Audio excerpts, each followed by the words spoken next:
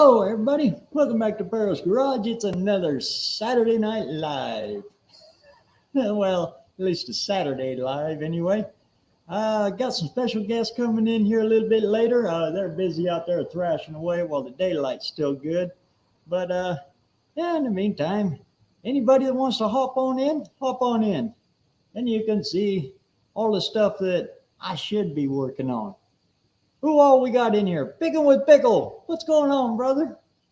That last one you did from, where was it? Dildo, Newfoundland? That was pretty good, man. Twisted Mopar's Garage. What's going on, brother? Justin Hill. Good to see you, man.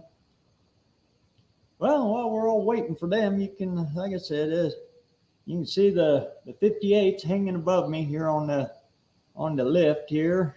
I'm getting ready to pull these spindles and swap them over to 72 to go disc brake on it.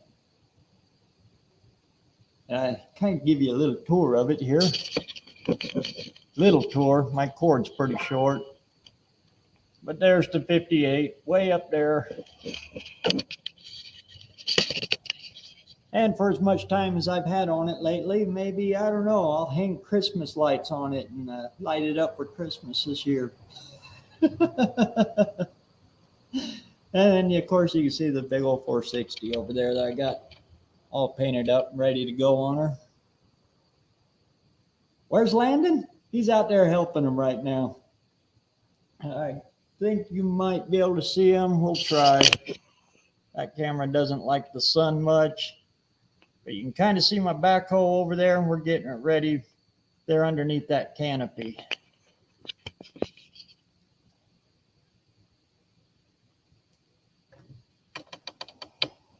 Oh, thanks, ASO.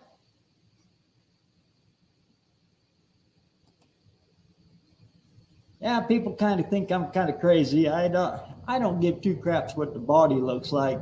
But I'll spend all kinds of time making that motor look good. I don't know.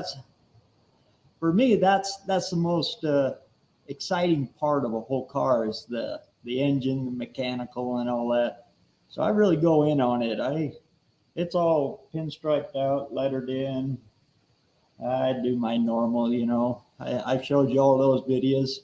I was going to do another one, but I figured 2 videos of me lettering a motor was good enough. I didn't want to push that too far.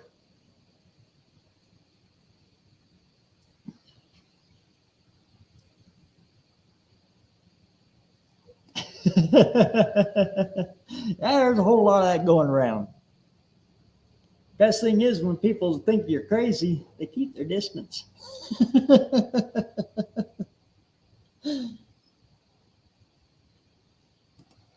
Oh, you guys getting some rain?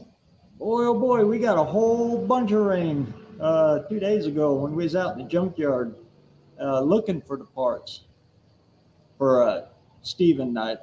It's that Ranchero I gave them at the No Name Nationals last year.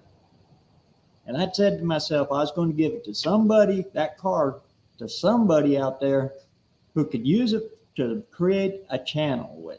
Because that was kind of the whole purpose of the No Name Nationals is it's for channel creators, YouTube creators. So that was my whole goal on that. And after meeting Steven's boys, it just clicked. Those 2 boys were the ones that were going to do that Ranchero justice. And you'll see a whole bunch of it coming up on Steven's channel. I have been hitting it too hard with that stuff, letting him do it. And they're doing really good. We went and we got another parts car out of that junkyard there. That's what we're doing in the rain. And drug it home. That was a fun trip. Well, cousin Mike's Angel Mama, she lost the rear end in about 20 miles south of the shop here, packing that Ranchero home. So we had to jump out, lock the truck into 4-wheel drive, and we finished her off as a front-wheel drive truck. But we got her here, got her unloaded and everything. And kind of been busy here. Top that all off, we went and dug a 69, 68 Thunderbird out of a field for cousin Mike. Got it running, and he's actually driving it now. He's just waiting on plates and insurance to make it all legal.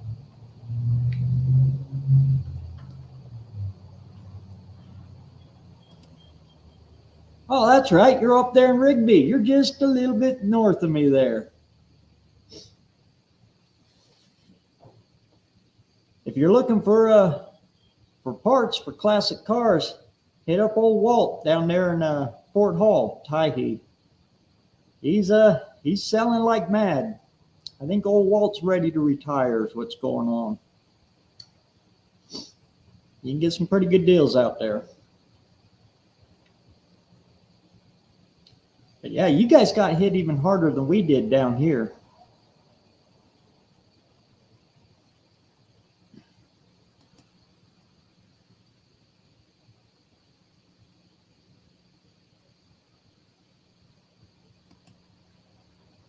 Yep, I'm doing something right because I've been climbing in subscribers lately. Currently at 118. Sweet, picking. Being able to get out and get on these lives and stuff like that, plus throwing them videos out, that's the name of the game. That's the way to do it. Let's see if we can adjust that a little bit. There we go. The more content you can get out, the faster you'll get there. Or you get lucky with one moonshot, and one will launch you good, but it's kind of hard to catch lightning in a bottle. It's better to use a shotgun than a pistol.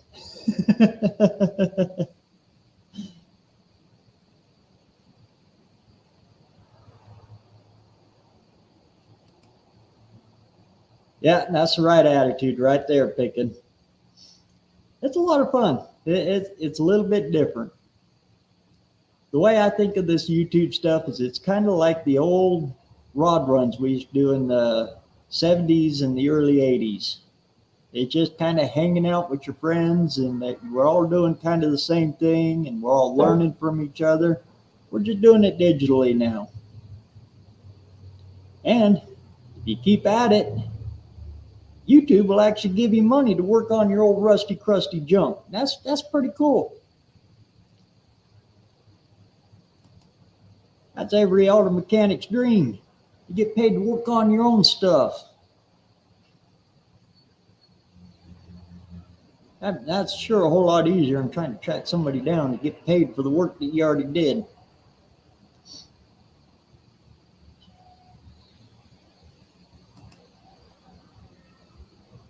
Landon is your brother-in-law? Oh, sweet. We're semi kind of sort of related then. Landon's cousin Mike's grandpa was my dad's mom's brother.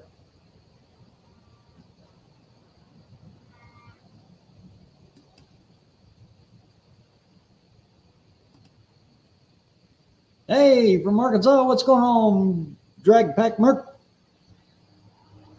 We'd like to see more of the T-Birds. You betcha, we got more coming on that. And cousin Mike has got 3 more, I think, 3 more videos that he's ready to drop.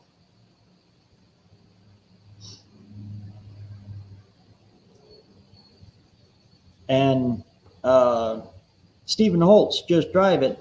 He's got a kind of a whole video of when we went and pulled that thing out of the field.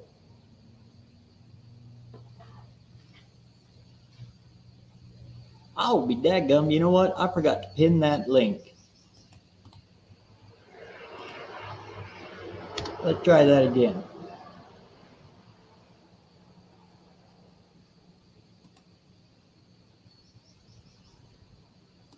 One of these days, you know, I will get this video, this technical gizmo stuff all figured out. And we come over here. Okay, good, it's on mute. And we'll pin that sucker up there. There we go.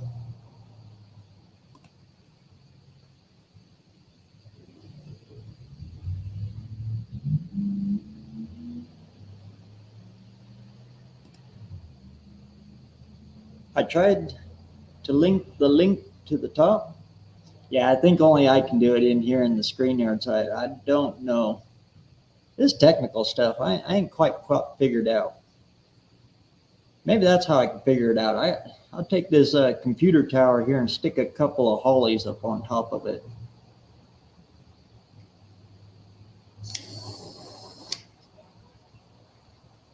You can tell I've been soldering. That's my heat shrink storage there.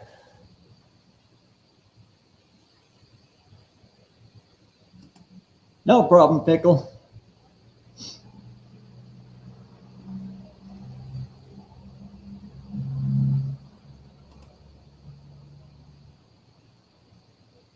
Yeah, it works for that.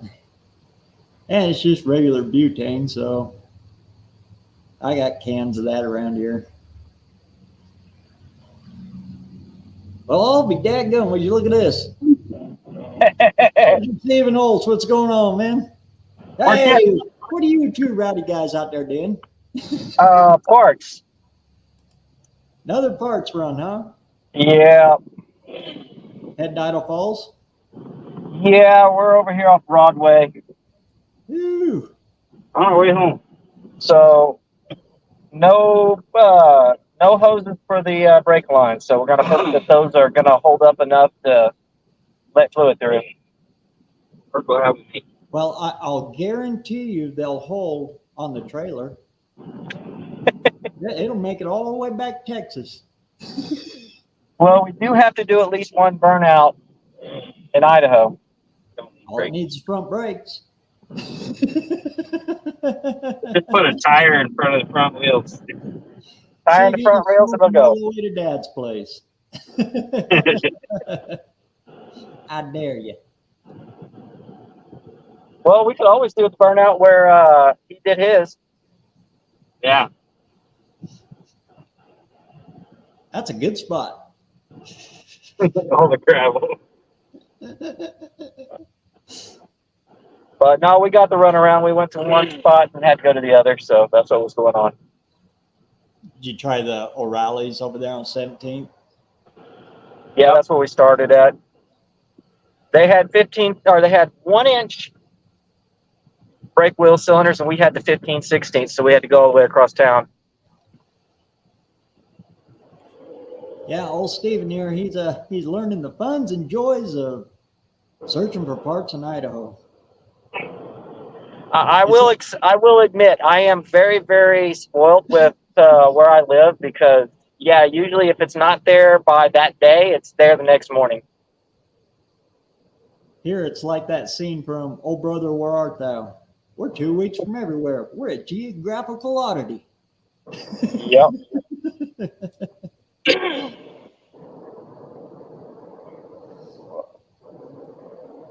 Well, all kinds of fun and shenanigans so far. The boys are still out there slugging away. They got the intake off yet? Oh, heck, I don't know. I'm hiding. I got a cup of coffee. I got internet. I got the computer out in the shop. I'm good.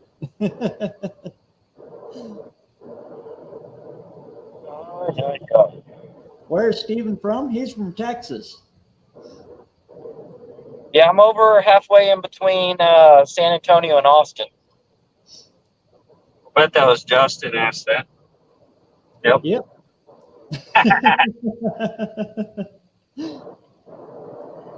Yeah, that's where we're at. What their main warehouse for San Antonio is actually about 45 minutes from the house. So a lot of times, if I need it, I can go ahead and do a will call and go pick it up.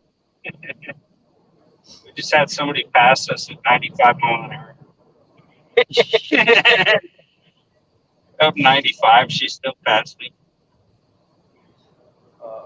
It's okay. She can catch the state cop. We'll be good. But the other thing we like to do is if we really, really need it overnight, then we can always go drive to Summit. It's only 4.5 hours away. Road trip, Reno, here we come. Hey, you can stop off and if you make it back. or double their money. Yeah. But I've done that a couple times. I think one time for a carburetor, and the other time for a set of shocks. Oh, and a set of control arms. Cousin Mike drives slow. Yeah, I drive myself. Drive slow. That's me. We're poking along. We'll be there. That's why Cousin Mike usually drives, because it'd take me all day to get there.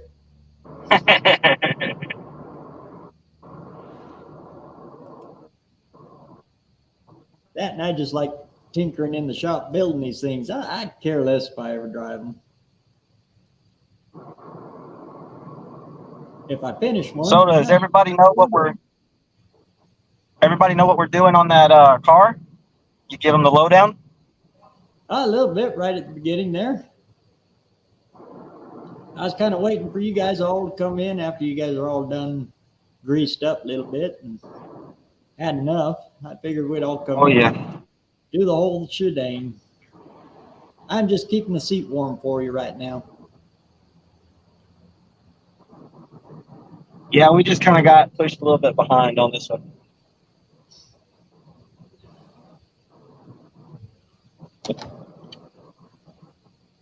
It's funny, some of the comments we've been getting on that junkyard fishing expedition we went on. Junkyard videos are hot.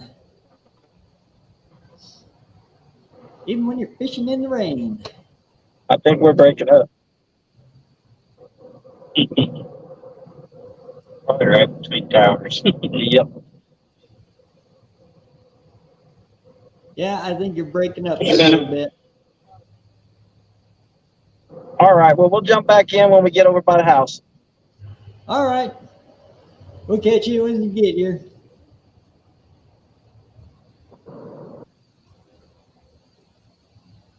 I like when they bring me my parts. Actually, if I can catch O'Reilly's at the right time, when they're delivering to the plant that's across the street from me, they'll deliver to me too. But generally, I have to wait a day for that. And it's only 8 miles, so I'll drive it.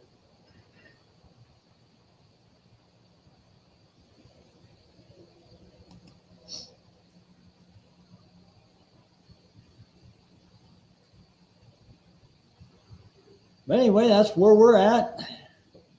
Anybody else want to pop on in? Climb on in.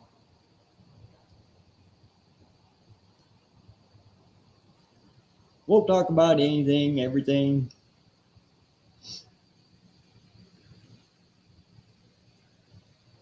It's kind of funny. The boys, they're going with a little thrill too, and they're looking for gaskets. I told them, well, if I got something for you, I got a great big old construction garbage bag, clear full of miscellaneous gaskets. I said, yeah, you'll probably find them in there. I got everything in there from flathead stuff to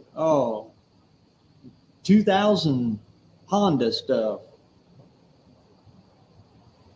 So I had a good morning going through and sorting for small block Ford gaskets.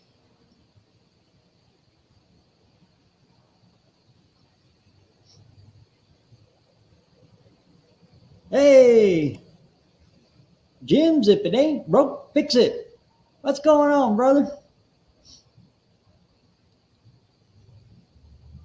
How's things over there in Rapid City? Of course, you guys are probably in the heart of Sturgis right about now, aren't you? The motorcycle rally, I think, is going on.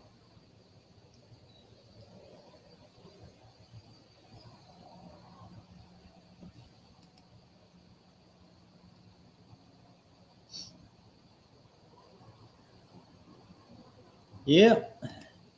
Boy, that town gets crazy then.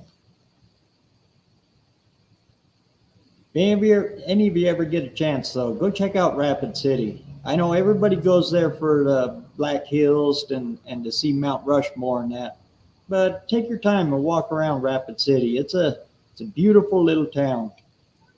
I love all the little park benches they got everywhere around the town square and all around the town. They got statues of all the presidents. It's kind of cool.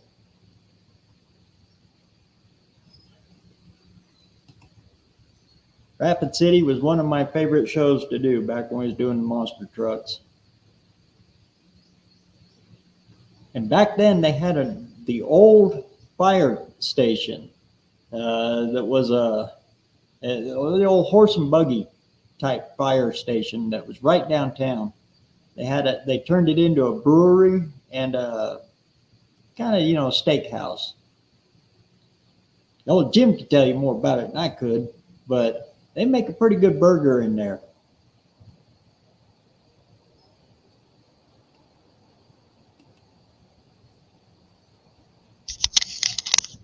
Looks like we got a Mr. ASO. What's going on, man? Pretty good. Just trying to get everything situated. That better. Orange and black, huh?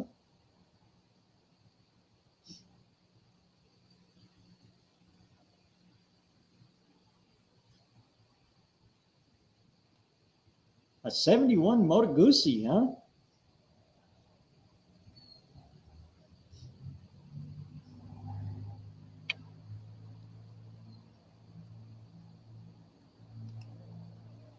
Raining as usual during rally time, huh?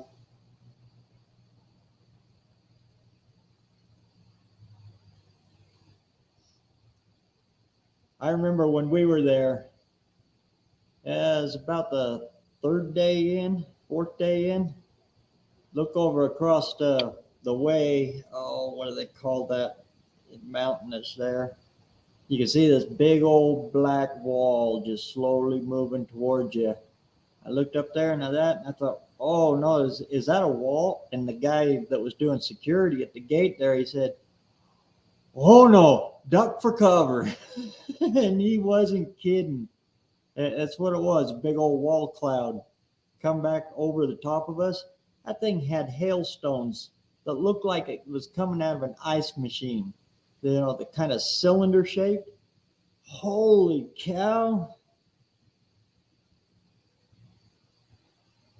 And just tore things up. Everybody that had the little pop-up canopies, the poor people in tents, it just shredded them. Just absolutely shredded them. And then it was just boom, hit you, and then boom, nothing. Clear skies after that.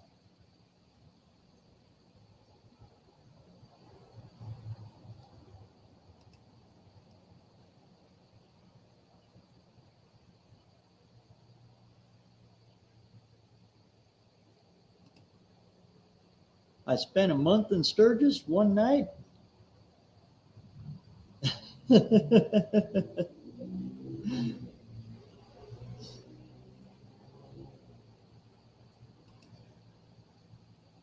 Looked like ASO was having a little internet troubles there. Actually, I was earlier. I tried to do this with my little wore out laptop, and the laptop said, yeah, no, it's a little too hot out there. So I ran in the house and dragged out my desktop, hurried up and hooked it up. So that's what I'm using tonight out here in the shop. And I tested it all out on Buck's Life. Let him be the guinea pig.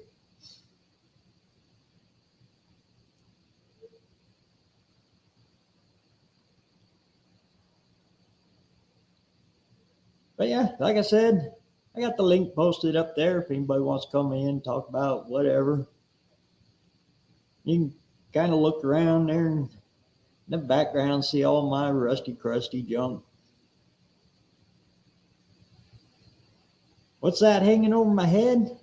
That's that 58. That's that 58 Ford 300. See if I can do that again. That's where that's going.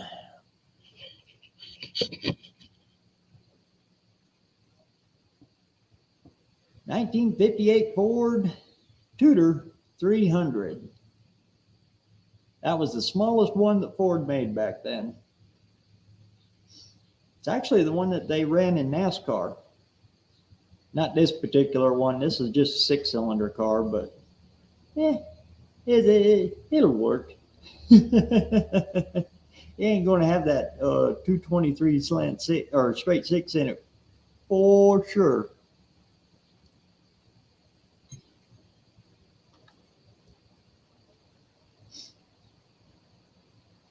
I've got it up there. Well, for one, I've got to cut the floor out of it because I'm raising the motor transmission up.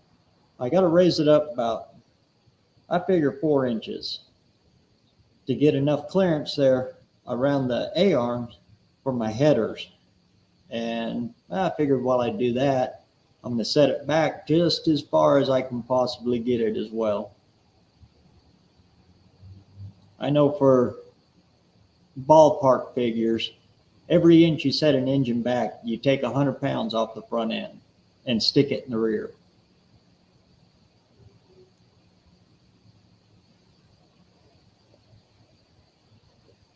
So I'm going to stick it back there. I'll stick it back as far as I can possibly get it.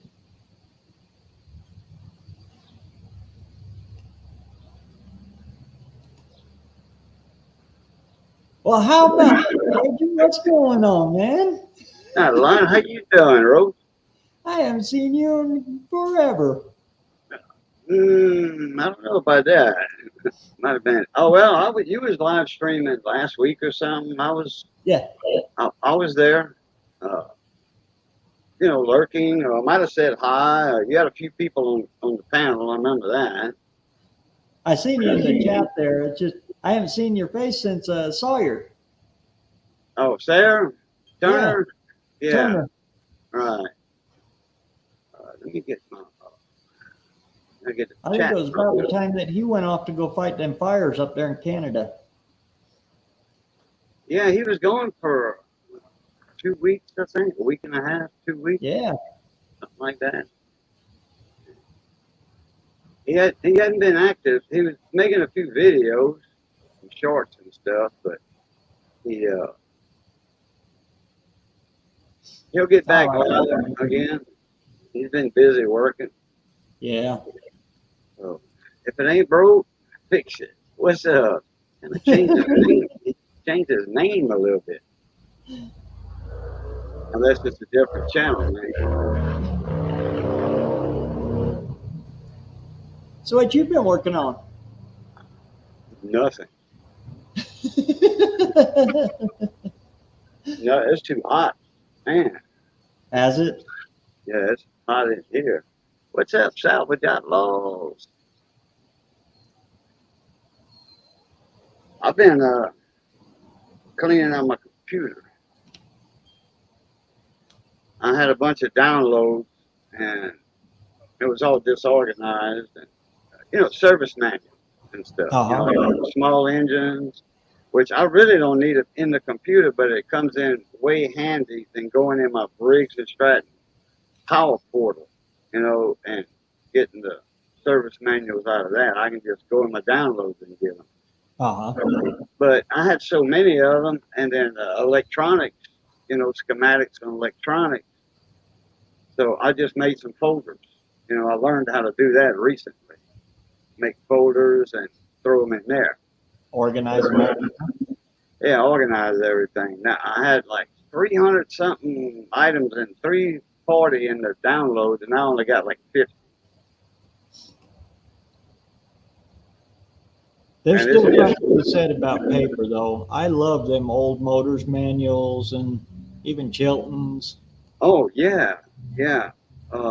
Back when I was leave it open all day long, and the battery don't go dead in them. Right. Correct. When I was a Briggs and Stratton dealer years ago, when I was in Grostet, which is a town before you get to Port Allen by Baton Rouge. You know, like one town away from the Mississippi River, about 20 miles. I had that big aluminum book rack. You know, like you go in a Napa store and they had all the horse books and then the price list and all that. Uh-huh. Well, my Briggs folders were those red hard plastic folders were about that thick, and they had a little deal on the end of it, on the spine of it, that you just clip that in that aluminum book rack. You know, and you could slide it over or what have you.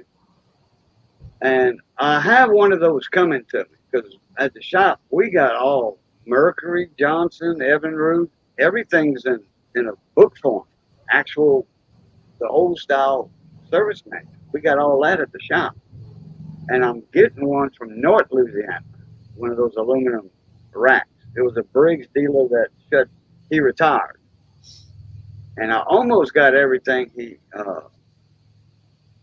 had. Almost.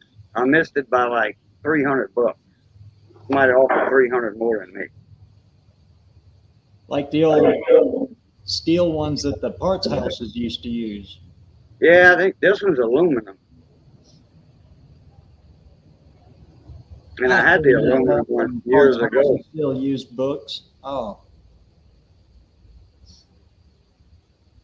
Hey, there you are, slow SBF. What's up, Buck? And Slow.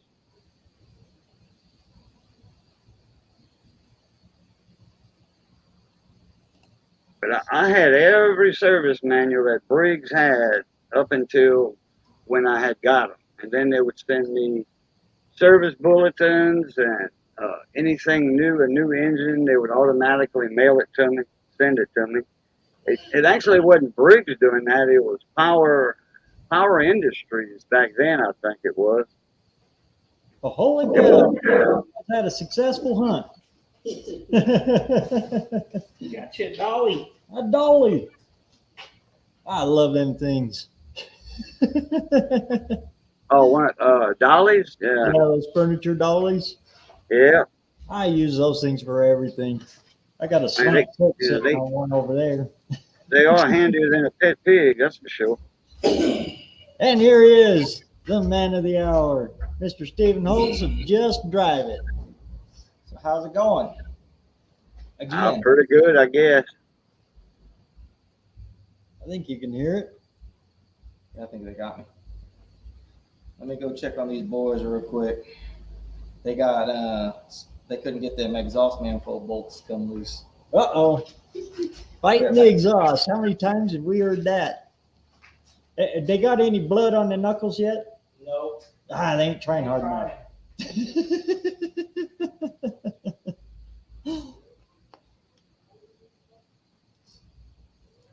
They're out there getting ready to pull that motor. I'm waiting for them to give me the signal to go fire up the backhoe.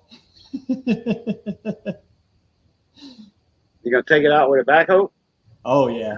Oh yeah, hydraulics is a lot stronger than them arms. Oh yeah. It beats the heck out of doing this for a day and a half on a cherry. And this with a chain from a tree limb, big oak tree limb. There they are, live from out there. Even.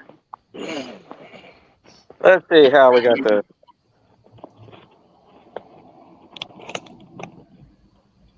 They got it set up okay? This is weird. I'm seeing my yard from the other side now. Yeah. Yards in two places at Yeah, once.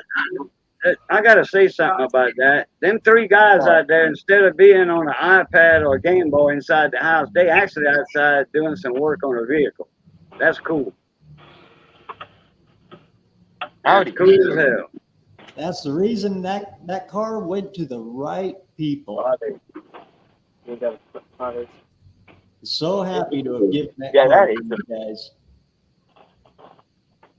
Yeah, because, most guys nowadays, they on an iPad, Hell, when I was that age, we didn't have iPads back in the 70s. We didn't even have Game Boys or nothing like that. We didn't even have Walkman, Sony Walkman cassette players in the early 70s. Besides that, we was working on cars and trucks. pulling engines like they doing, you know, instead on an iPad. Nowadays, you can't get laid in the back of an iPad, you know, you laid in the back of the truck. 8-foot bed that never needs made. And that's what these guys have got. It's a 72 Ranchero. Yep. This is the parts one right here. Yeah. This is the parts car. Yeah, right here. Or Ranchero? Right in the front to take the engine out. That's a Ranchero. Yep. Oh, okay. Man, I ain't seen one of them since, I think, 1997. The last time I saw a buddy of mine had one. Bought it from an old man for $500. And it was in real good shape. Ran good, looked good.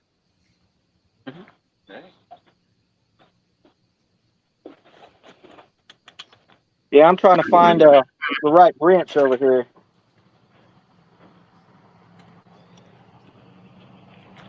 Just wiggle around in there, you'll find it. I forgot what the first Ford Ranchero was based on. It was based on a Ford Falcon or The first one was on the Fairlane. the Yeah, Fairlane. they had them back in the 57, stuff like that. Yeah. Yeah, it was the first one was built on the Fairlane frame. And then they swapped to the Falcon. Oh, okay. Well, I had Falcon on my mind for something. This It was one is, the Falcon, the Fairlane. I remember it was one of them.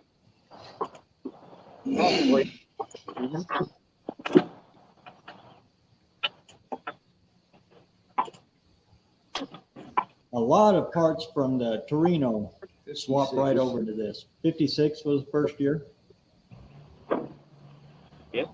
57. Seven. December 56. Yeah, that would have been 57. What size engine is in there? Chevy was. We got a 302. 302? Okay.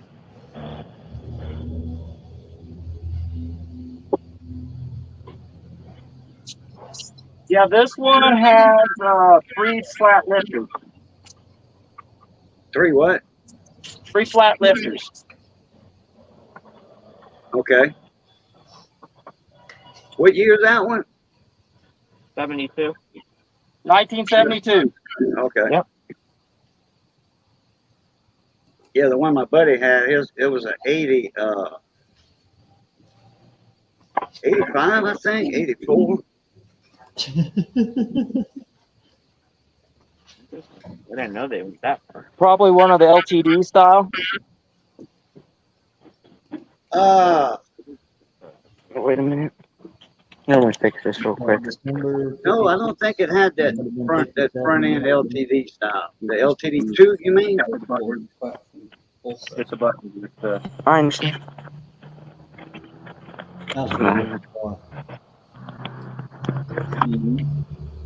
Yeah, that's really easy to see. Yep. What y'all gonna do with that engine? This one here, we're robbing.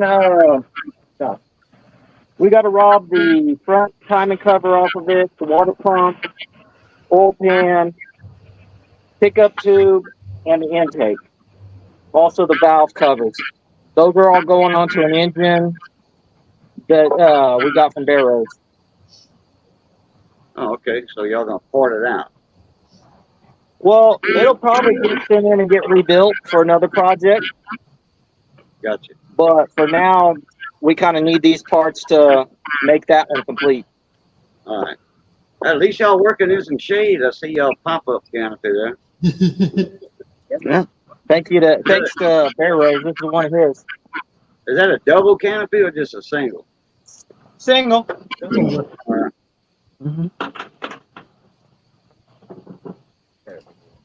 Yeah, out here in Idaho, we grow Fords out here. Every time it rains, one pops up. Yeah.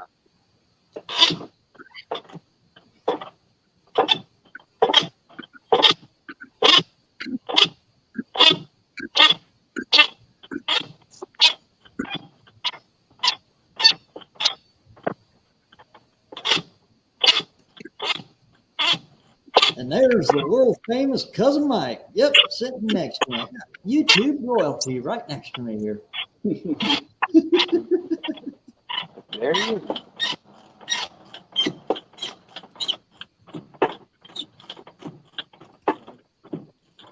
My mistake, I didn't know they made them for that long. I know the later ones on Hotz body platforms, the 4-eyed ones. Yeah, when they got into the 80s, yeah, I kind of gave up on them. Honestly, the one that they got right there, that was the last years for me. When they got rid of the big mouth grill, Your rocket is right there. It's like right underneath the. Yeah. they kind of got a little funky looking. No, it's the regular socket. They got metered. Not that one. Right there, short one.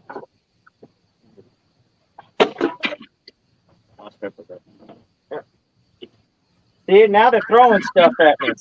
At least he is. Oh, is that you? Are you trying to like save for Ren? No. Then why did you say he threw something at you earlier? I didn't. Yeah. They did find a real nice dash out there, though. Uh-huh. Factory tack. Oof. And he put all his blood and sweat into it.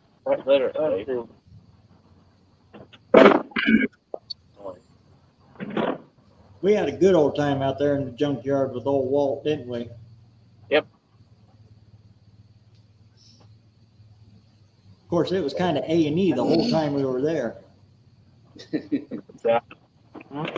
Well, we got to get the yellow off of these, but you got a tack here, mile per hour, voltage, fuel, oil, clock, and temp.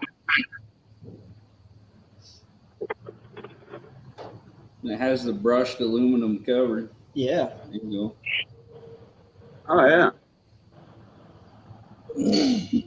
All the other ones were either camera case or wood. Yeah, that full wood grain, that just didn't belong in a car. That's what my T-Bird has. I With know. the wood grain steering wheel. That's the best junkyard you'll ever go to. He loans you all the tools and you pick the car up and put it on lifts for you to work on. Yeah, for that when you got your motor.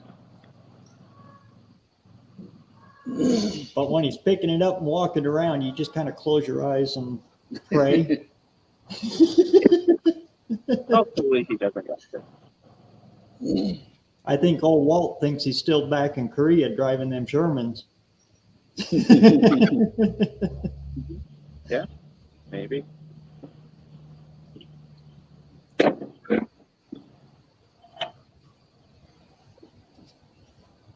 I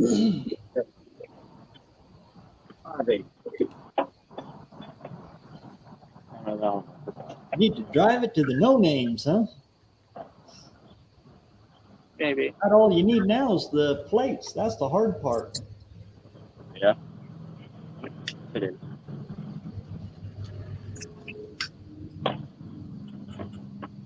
I can't afford to feed that thing all the way to Missouri. 3,200 miles in a 385? Yeah. Drop the rear end and drive it back and forth to Kim's house. Yeah. Hey, new guy's guitar, what's going on, brother? Hey, there he is. Turner, good to see you, man. Should turn our mobile mechanic. What's up, Turner? Yeah, little bird. Tweet, tweet, tweet, tweet. The dash in that car was almost perfect. Yeah, it was. Yeah, there's like one little crack or something in it, tiny. The dash pad was amazing because out here, usually they're gone. The ASO said he sold a dash pad from one for $800. No kidding. Where's Imagine dropping. Heck, that dang near pays for the car and the trip. Yeah. That's what was mostly missing on basically everything.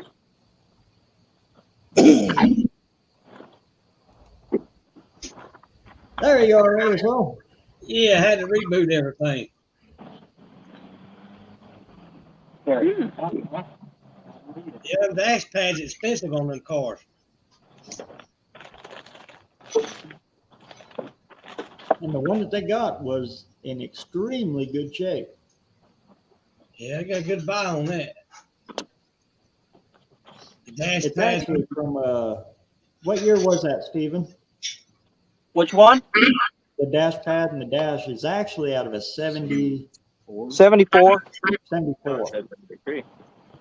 Yeah, it was 74. It was built October of 73, but that still makes it a 74 year model.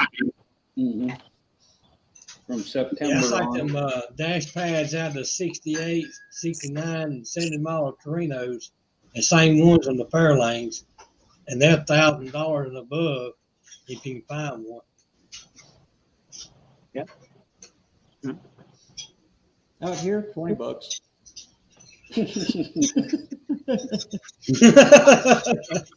But that's the problem. Here, you can't sell Right. them. They give you $10 for them after you pay 20 for them. Yeah. I thought you could probably sell them easily. Anyway, Good golly, shipping is, shipping will kill you. That shipping's outrageous now. now look what he cheaper. brought. It's cheaper to ship on a pallet. Oh yeah, that's a good-looking dash pad there. No cracks, none. One crack right here, and a little bit of a hairline one there. That's it. That would cover There's easy. a one speaker radio in that one. You can tell what a speaker was. One big 6x9. Running the Am-Jam. Actually, it's got a 8-track in it with Chet Atkins. 8-track in it. 8-track. Them. Came with an 8-track. Just need some Willie Nelson in there. Yeah. Definitely. Smoke rolling out both windows. Yeah. What was that guy's name? He did Take This Job and Shove It. Johnny Paycheck.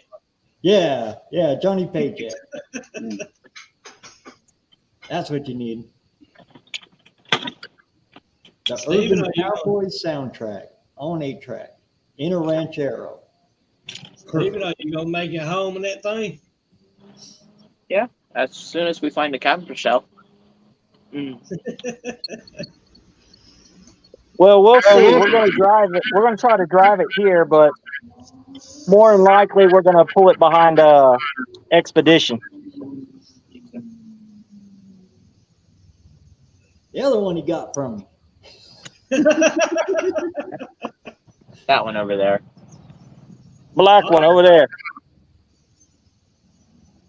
That used to be Cousin Mike's daily driver.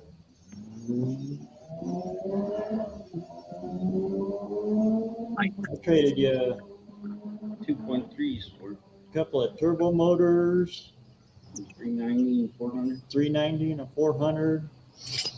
And that is the S10 Yeah. motor and or not S10, Like Ford Chevy Courier. Love Or, yeah. 2 love. motor and transmission for that. Basically, I was cleaning out my shop and he was there.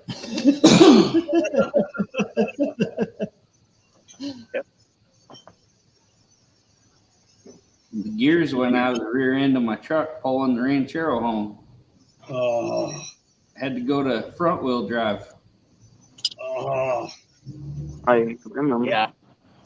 But boy, I'll tell you what, with honest to God certainty, the best sounding front wheel drive is a FE. Yep. I agree.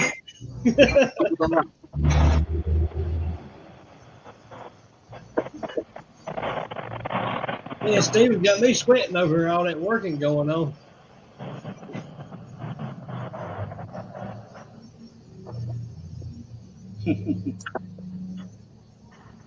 Yeah, speaking of that, they can condition that dashboard. They can condition that with some like saddle soap or something. Get it nice and soft again.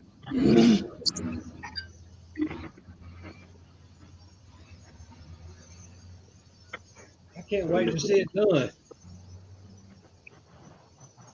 Sounds like he was a grunt and trying to get over the tracks. Oh, Steven looks like he's about tired. Yeah, it looks like we're gonna have to lift the front of this car up in order to get to those bolts. All right. Hold down the fort, cousin Mike. I'll go fire it up. I'll get the. Hey, BareRose, still cousin Mike, send you some subs to his channel. Send who subs? The BareRose from your channel. Oh, You taking over. I'm gonna pass cousin Kim here pretty quick. Yeah. I'm almost 3,100, so That's pretty good. I think he's at 3,200. That's pretty good there. Yeah.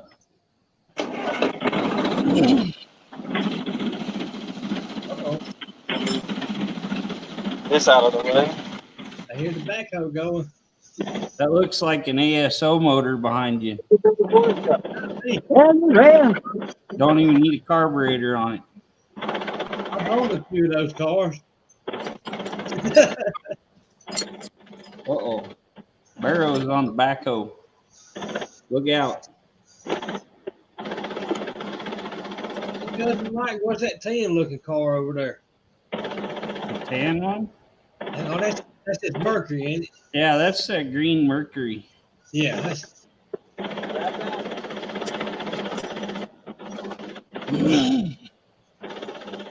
That's his little tractor, Kenny. What tractor is that? Oh, it's a little Massey Ferguson. Oh, Massey? Okay. That MFer. It changes names when you're mad at it.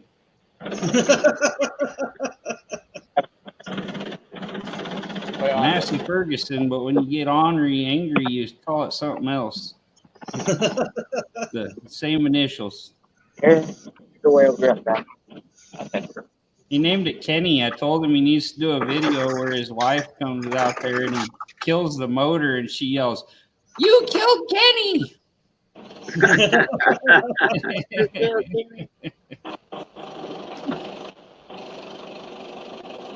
What? Turner like a Bell 212 or 412? I don't know. He got a lot of good parts off that car store there, didn't he? Yeah, well.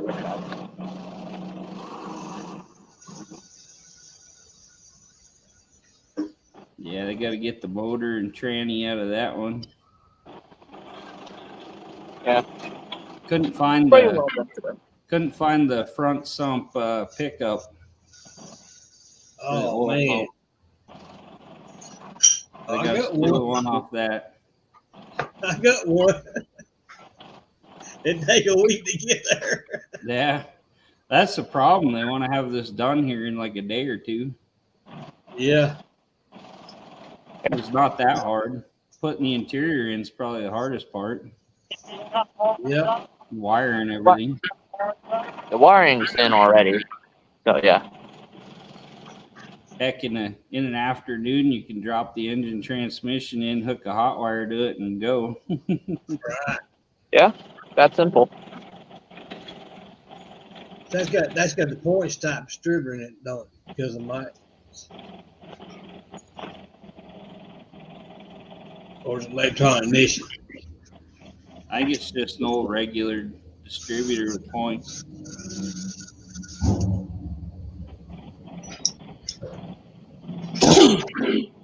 Somebody rolled by on something mean.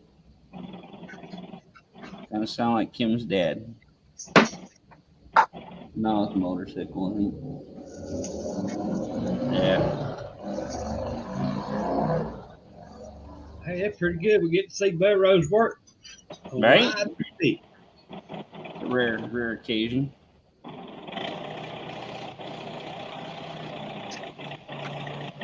Both bought new by this same fella. Nice.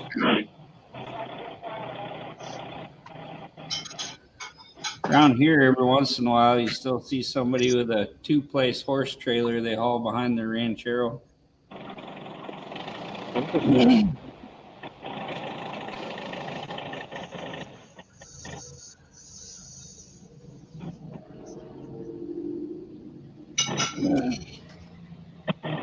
These guys are wearing BareRose out. I don't think he got up till about 11 yesterday.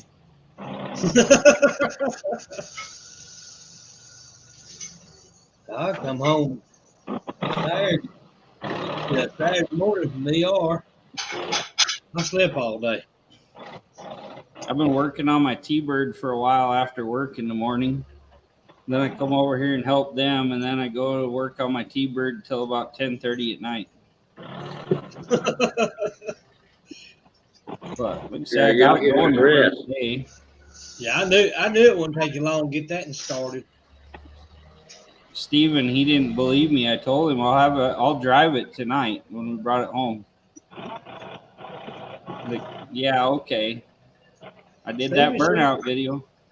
Steven should have brought that other fair lane over there that guy had. Yeah.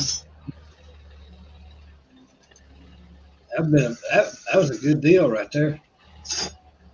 The only problem, I might have to do something, use some ingenuity, because the old man told me grab me the title.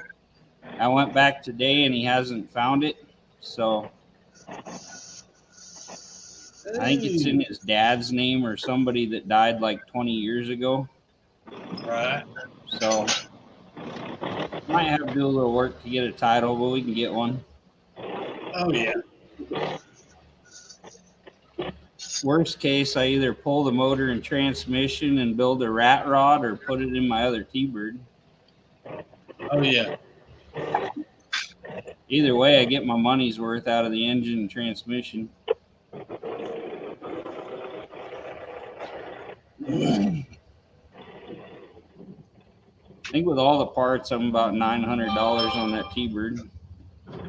That's not bad. Well, that's not bad at all.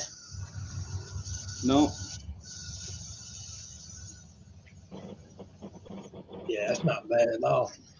Yeah. It's a good looking car.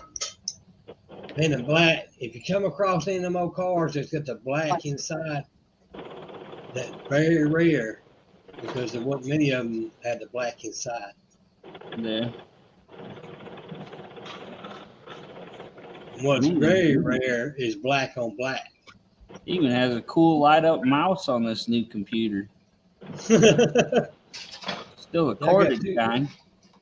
Yeah. I think battery ones eat batteries. Uh-oh, that motor's piece will come out there.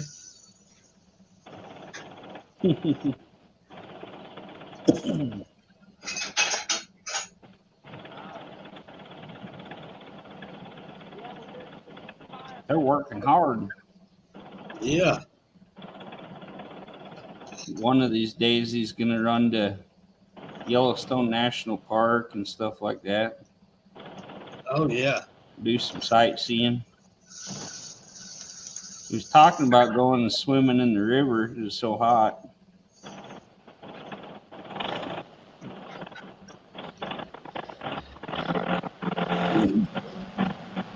It's been hot down here, man. Hot as hell. Down in Louisiana.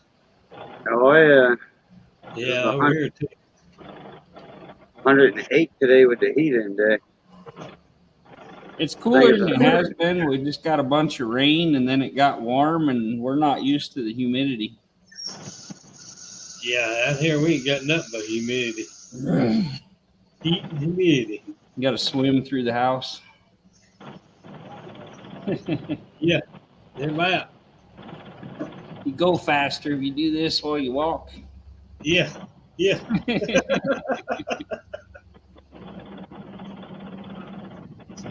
Yeah, it's like, I think it's starting to cool off now. It's 81. Golly. Last few days we've been around in the 60s. Damn, I wish we can get some 80 or 81 for the highs over here. Man. Yeah, storms come in. It got down to 60, 70 degrees. Hey, breaking records down here. I mean, this is a record year for heat. It's hot down here, but not this hot. Yeah, they say it's the hottest the world's ever been.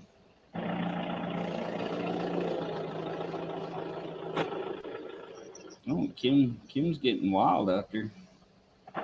Yes.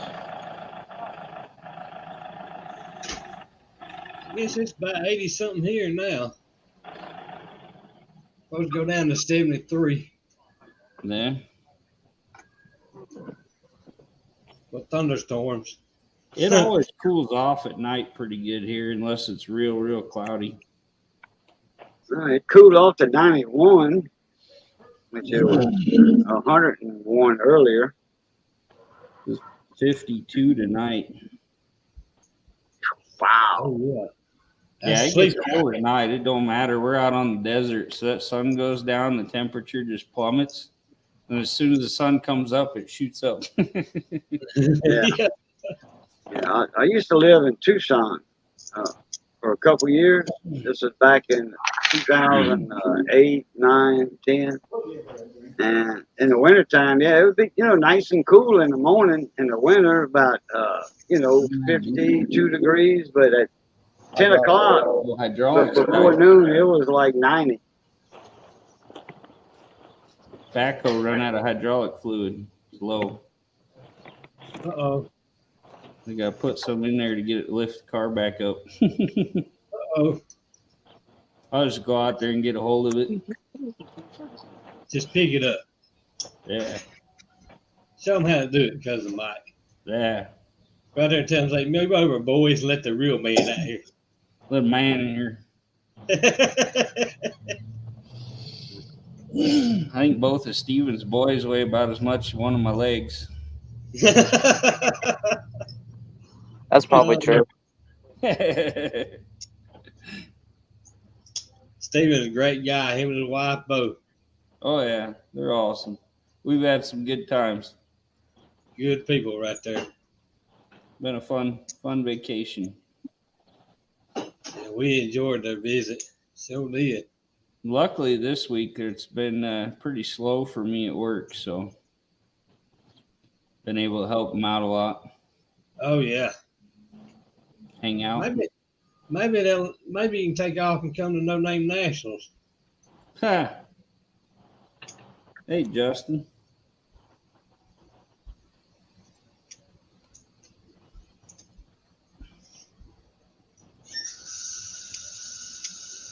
I don't know if it'll make it this year. Man, it's supposed to be 79 tomorrow. 79 tomorrow? Mm-hmm. Back up. We're going to Idaho. Yeah, back up. 3 more days till we go up into the 80s again. 80 still sounds good. I don't know. We're sending our Alabama friend back down there, so. Ooh. He spent one winter here and said, nope, no more. Oh, man. Cousin Kim left me a fire stick. He's in trouble. Uh-oh. Oh, there's old Lincoln. Stinking Lincoln. Don't look, Kim. Your shop's about to burn down. You can still figure this out.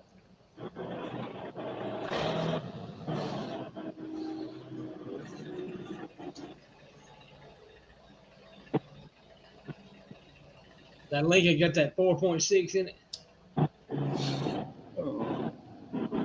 He's trying to blow fire. Don't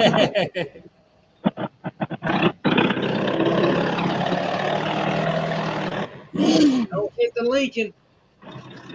Backhoe runs again.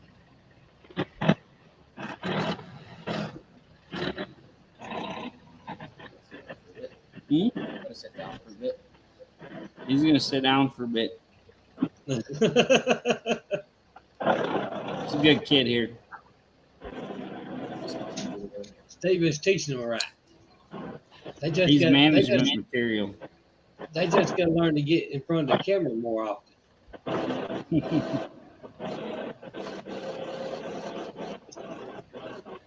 If you can't take the heat, stop complaining. No, we got that door down, and me and BareRose sweat lodge in here. Sit out here and talk till we start hallucinating from the heat. Getting down in the 50s at night, that's good working weather out there in that shop. Yeah, normally I start working. If I got a project I'm working on, I'll start working on it about 8 o'clock and work well into the night. So it's cool. Yeah. I always used to be out working on my car at 2 o'clock in the morning, you know? Yeah, it's cooler. Beat the heat. Got plenty of lights. That's right. A couple lights up top, couple lights underneath. You're good to go. Oh, yeah.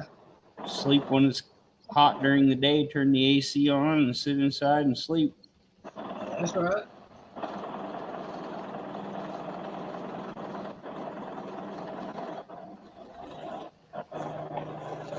There's Mr. Dean Stevenson is in the house.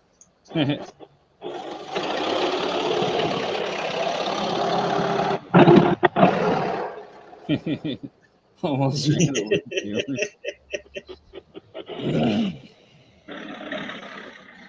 the Somebody bit my.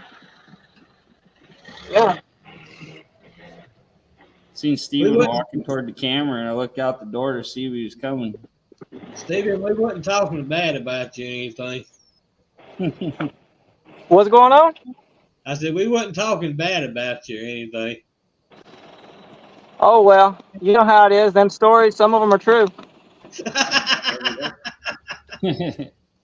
Oh. It's not talking bad if you're speaking the truth. That's right. I'm a man of God. I have to tell the truth. Just tell the truth.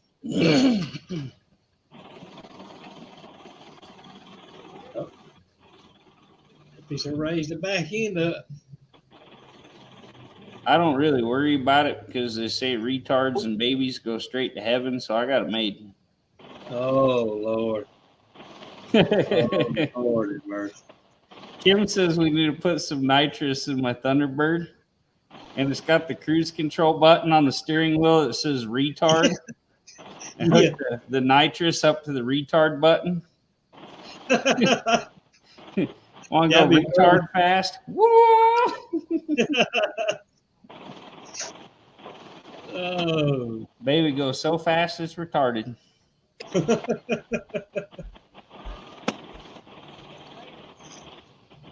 Oh. Put that as my picture for my upcoming live stream. Yeah. The retard button on my steering wheel. Yeah, I seen that the other day in the video. I about ready to start out laughing when I seen it. That might be the only car that has a retard button. Might be. All that's missing is the little vacuum solenoid deal that the chain hooks onto to pull the cruise control. Right. Part of it's there. The front part of it fell off the diaphragm. I think I can get a new one on eBay for about $80. That's not bad. Sure. Yeah, it just has like one of them little chain deals like you put pens on. I was actually surprised that the headlights worked. Everything works on it. And it has a defrost fan in the back window. Yeah.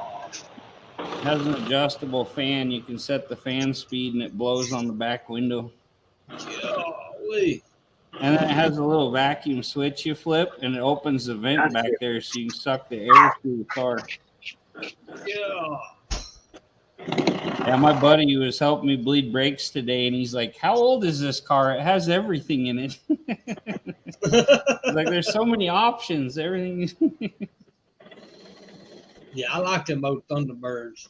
Yeah, it has climate control. You can set it for the temperature and everything, hot or cold. Man. I like the Cougars. My favorite on the Cougars 67, 68, 69. Yeah, the year one Cougar 67. Yeah.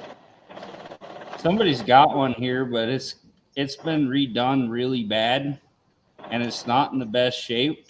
They want $20,000 for it. Ooh. I think around the headlights and that, I think it's plastic, like the bezel deal around, well, the front end around on the front clip. Well, And it that looks metal, like it took 40 grit sandpaper and went like this. There's like deep lines in it, and they just painted over it. oh, And the back bumper is like half just rust. The chrome's gone. yeah, that little, and the piece on the headlight brazos is chrome. Yeah. The rest of it's metal, but the outside trim is chrome. Probably had some rust on the chrome and tried to sand it out. And then Yeah, they're hiding a lot of problems under some crappy paint, and they want 20 grand for it. yeah. Like, Yeah. that's probably about high book on that. Yeah. Based on if it's a base model. Yeah, I don't think 12 it's an XR7. Yeah, if it's an XR7, then you're probably looking about $30,000 to $40,000. I think my buddy's XR7's in Alabama. My buddy, when I was stationed in Florida, he had his dad's 1967 Cougar XR7 with a Boss 351 in it. Well, it had a Boss 351 in it. He took it out and put a 289 in it and sold the Boss 351. And then he sold the car and bought a Fox body. I was like, you got to be stupid to sell your dad's original first owner 1967 Cougar and buy a Fox body Mustang. Well, I can't say nothing. My dad had a Fairlane, and that's about it. I had to sell it. And the lady he sold it to, he had it all primed, ready to paint. She painted it hot pink.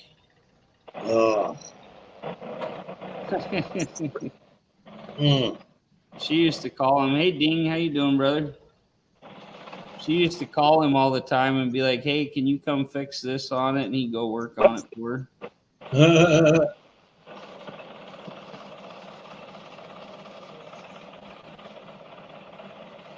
Oh, Stepen's a go-getter, buddy. He's a worker right there, buddy. Oh yeah, we've been hard at it.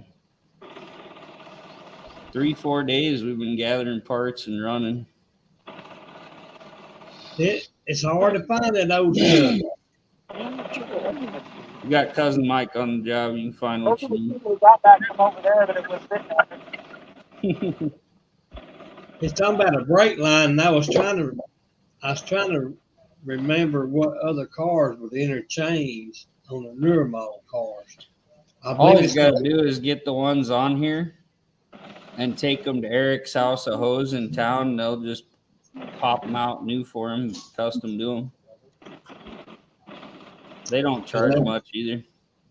I think they the same going to be the same ones on that interchange or not as on a late 70s Thunderbird up until 1979. He had him look up a Granada. He said his Granada is the same, and they didn't have those on the computer either. And stuff like that, they don't keep in stock no more. You have to order everything. Yeah, I think they actually had brake lines or something come up, and you had to order them, and they'd be like 2 or 3 days to come in. Yeah. We could pull these, take them into town, and they'd build brand new ones for a little bit. Oh, yeah.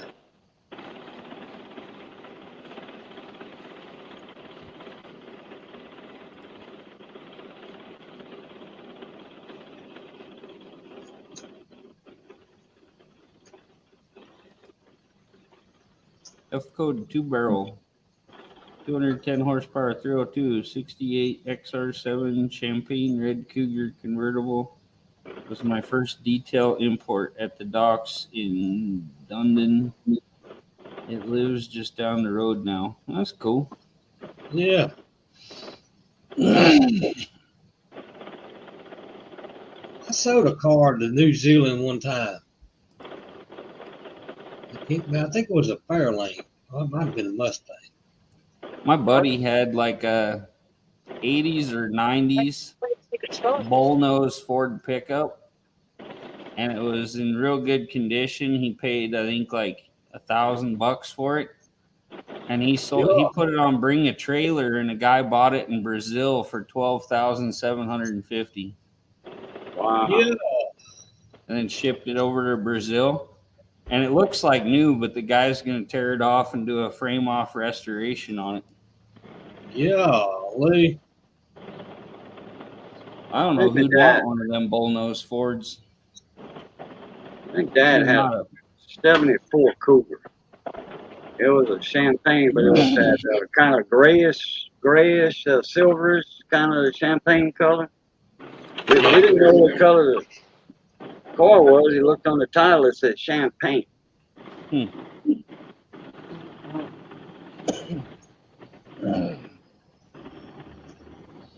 Where Kim got his Mercury, they had I think it was a 68 or 69 Cougar. It had the vinyl top on it with a sunroof in it, and they sold it for $5,000. It was like brand new.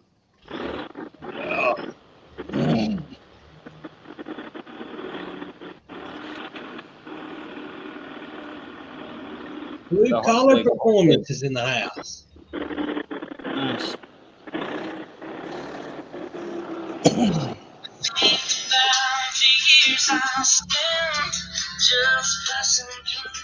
Hold on a minute, y'all. I'll be right back.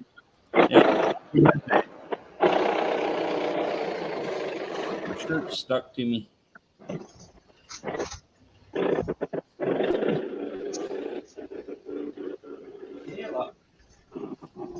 MX Mercury Marauder 68 J code 302 4-valve was another. Then F code 68. That's cool.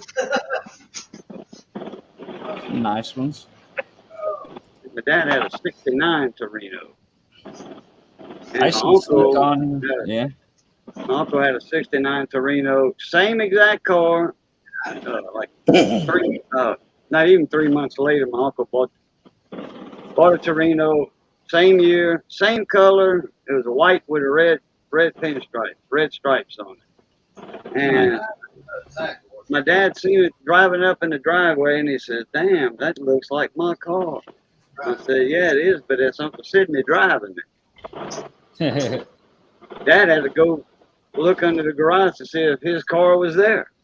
They were both surprised. Uncle Sidney didn't know my dad had bought a new car, and then he went like 3-4 weeks later, bought it couldn't have been that long, like 2 weeks later, because they would go to each other's house about once a week. Oh, nice. And it was the same salesman that sold both of them the car. Mr. Harry Como at Bay City Pool. That's funny.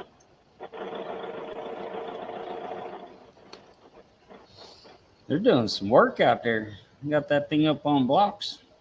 Yeah, well, that's a good thing. Up on the block. Yeah, it's best to stay out of the way when they're running equipment.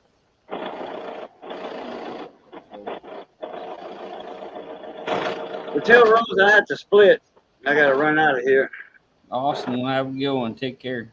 All right. Yeah, y'all take care. All right. As always, love, peace, and crackling grease. Catch y'all later. Get you later.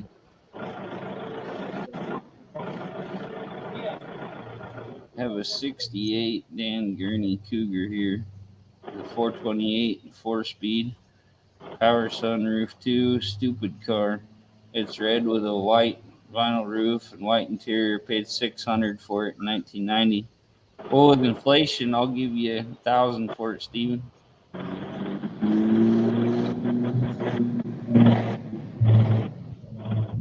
Okay.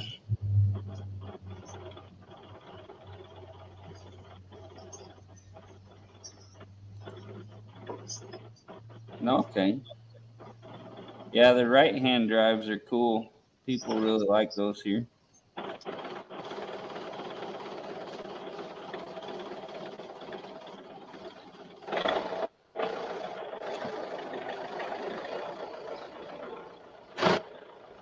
That's cool, Dean.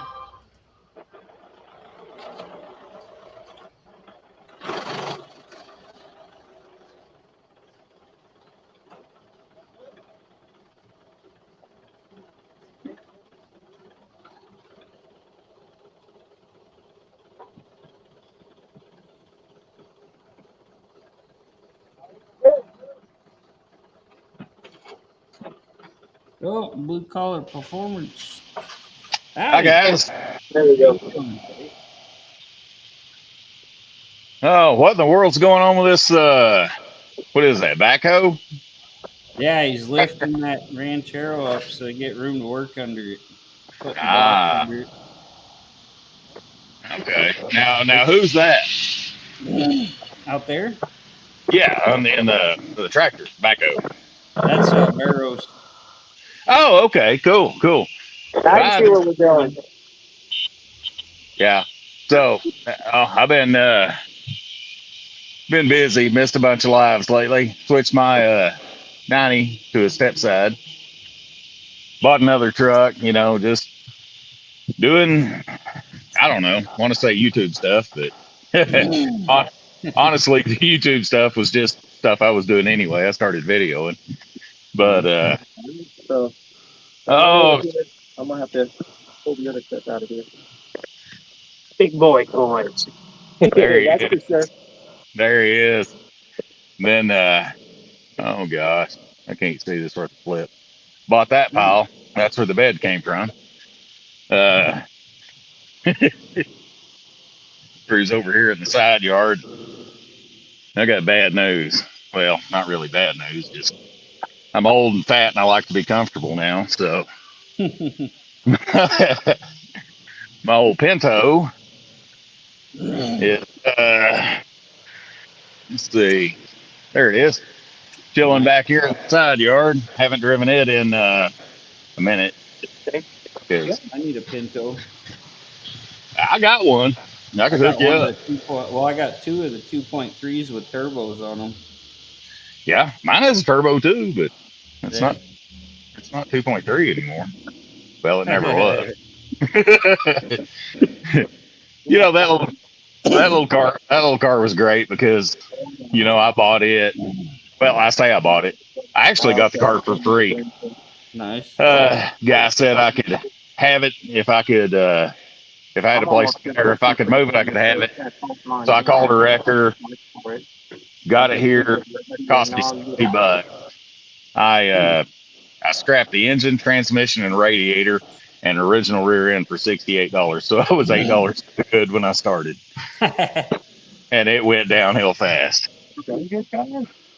I just picked up a new toy the other day. We've been picking up cars, moving cars, picking parts for days. Yeah, what'd you get? I got a 68 Ford Thunderbird 429 Thunderjet. 429. That was the debut year of the 429 Thunderjet. Oh. Has 11.5-to-1 compression stock. It's got the good heads, good crank, good everything. Thing flies. Yeah, they can be quite muscle. I got it running the day I drug it out of the field for $800. I'll tell you what, 429 is good, period. I don't care if it's crap, it's good, Oh yeah. Yeah, this is the Cobra Jet one, so it's well worth it. That's outstanding. With parts and everything, I got it running the night I got it home. I got about $900 into it. Oh, can't lose. Dude, I got a killer 76 Chevy. I'll trade you. Oh, That's my second Thunderbird now. My other one's a 62. Hey, there he is. 390. Yeah. Oh, dude. That's, it's like, I'll tell you what, man. It's like I've been a mechanic all my life, 29 years. as a professional mechanic in the last year and a half, I've been a muffler guy, which is totally cool. But I'll tell you what, man, it's like these guys and their brand loyalties, you know, they're all just nuts and bolts. I mean, yeah, I'm a car collector. Yeah. They're Yeah, all good absolutely. and all bad. Yeah, they all have their ups and downs. So, yeah. They can all make you say bad words. You know that, right? Oh shoot, yeah, but no, man, I'll tell you what, I see guys talking about cougars, and I was like, oh man, you know, I remember the old From Dusk Till Dawn movie. It was like I saw that cougar in that movie, and I was like, dude, that car is sex. I need one of those. I never have got one, but I would love to lay my hands on one. Got the bags? You talking about your cousins What cousins? or neighbors, uncles, dog wipers, best friends, you know, relative. Yeah, I'm from.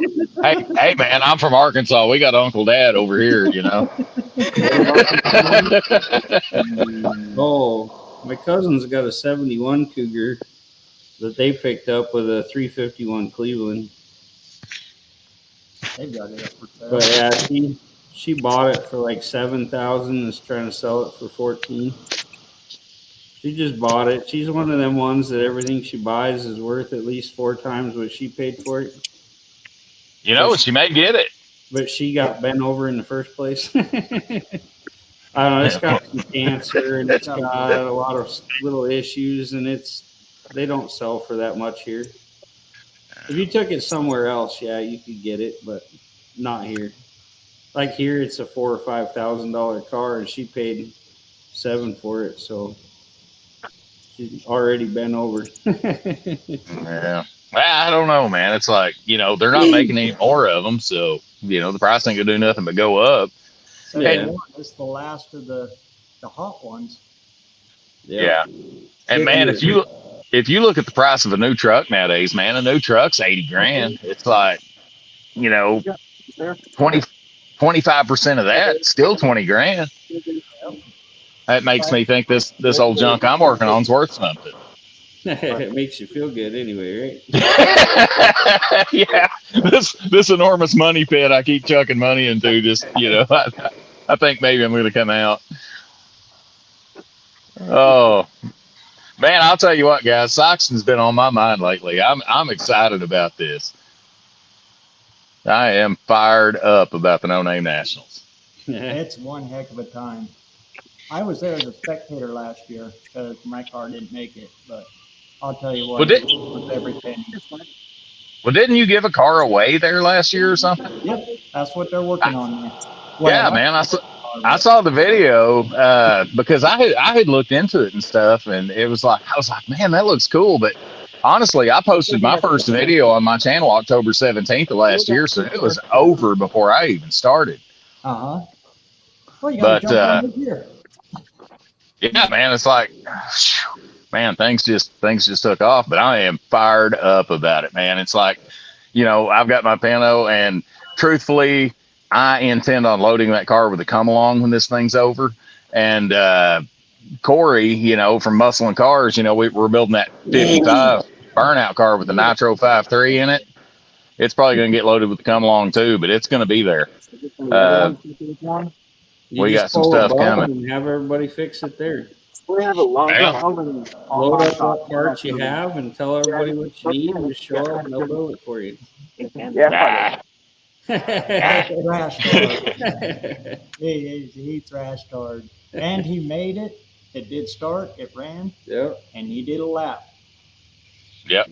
Well, I mean, that's all that's required. And I'll tell you what, man, honestly, I couldn't give a crap less about the race part of it. It's like the burnout contest is what I'm showing up for. That's what I was looking for this year, is just do the burnout. Oh, dude, I'm going to send it. I mean, I'm going to send it so hard. I don't even care. I really do hope I tear something up. My intention is I'm going to take a pair of vice grips, clamp on my rear brake hose, put the car in second gear, and we're going wide open until something big happens. I'm throwing a stick in it, so. Well, You fit a little lead sinker in there. You unhook the brake line, you put a little lead sinker in the hole, and you just tighten it up a little to where it don't leak. Then when Yeah. you're done, you undo it, take the sinker out, and hook it back up. I hope the sinker's still there. Yeah. Well, I grew up racing circle track, and we would actually take a nail. It was like a little nail with a pretty flexible head, and we'd put it in the left front brake hose at the caliper and tighten it up, and it would smash this, and basically you're disabling the left front brake, and it's like you could blare down the straightaway, and you could hold it wide open, jump on the brakes, and it would kick it out sideways, and then you just whop whop whop around the corner. But I think vice grips will do everything I need to do. But but I've got a call out with Nick the van man, and we're gonna, and it's funny because our call out is the winner buys the beer. It's like, so there you go. we're both, we'll both deliberately be trying to lose. Man, it's getting dark out here. Of course, of course, I'm ugly, so getting dark out here may not necessarily be a bad thing. But but yeah, I'm stoked about it, man. It's like I've got to know this community. I miss a lot of lives because I'm busy doing a lot of things. But man, I'm stoked to meet a lot of these guys in person. There's some big personalities and some pretty cool people, and I've been watching some videos of what people are doing, and man, I'm fired up about it. I can't wait. I mean, we're what, 7 weeks out now? Something like that. Yeah. It's coming right to the wire now. Yeah. It's like I say, my crap's sitting in the side yard running fine. So, I'll probably just try not to break it between now and then. I'll save the breaking it for there. Yeah.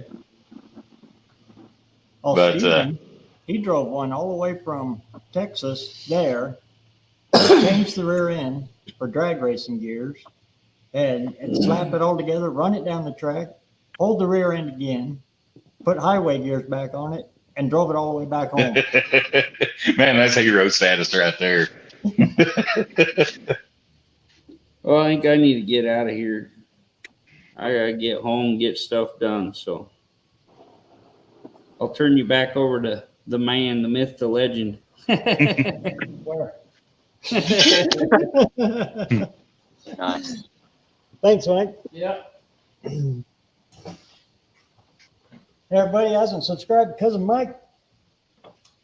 I think everybody has. What are you up to now? I think about 25 minutes. I got a premiere on my T-Bird on the first drive. Oh, all right. Nice. On the hour there. I'll click the link up in there. Boy, this is weird. I'm watching what's going on in my driveway. You got hired help. He got the first drive in that car. Yeah, it's He good. went up on the trailer. Yeah. So you got the Pinto, that's right. Yeah. What's left of one? Yeah. Right. Well, my first highway drive. I put on there. First time she was on the highway in 40 years. Yep. Yeah, I still got that old Mercury. In fact, you've probably seen it there in some of them clips there while I was running that backhoe around. See that one right there? Yeah. It's right behind where Cousin Mike is right there. Cinder block brakes falling. I'll take care of it. Uh-oh, what's he need? Uh-oh. There we go. Yeah, I got it. So that kind of came blaring in here late. What's going on with this car over here? Like, this is at your house? Yep. Like taking place? Him live. Okay. So what are we doing to it? Like, what's taking place there? Last year, No Name Nationals, I offered a car up, a 72 Ranchero. Oh, and that's that car. In Sikeston, and got to know him, and it's his that way. boys proved to me that they would do something with that car right there. How So cool. I gave it to them. And then they drove all the way up here from Texas to get it. And we took him out to our local junkyard, and he found that parts car right there. And I'll let you finish the story from there, Stephen. Well, originally the plan was to take the Black Expedition over there and body swap it, because we did our math and everything, checked everything out, and it would fit. But then we got out here and saw that the Expedition was a little bit too good to be tossing away. So we went and got this one here. And so we pulled an interior out of a 74. So that's where the seats that are in that thing are, as well as a complete dash and everything else. We got the whole interior out. Basically, yeah. And then we got this one because this one's got parts that we need as well. But unfortunately, the engine was, let's just say it's hurt. It's got two lifters on the passenger side and one lifter on the driver's side that they just go clickety click, click, click with the rocker arms.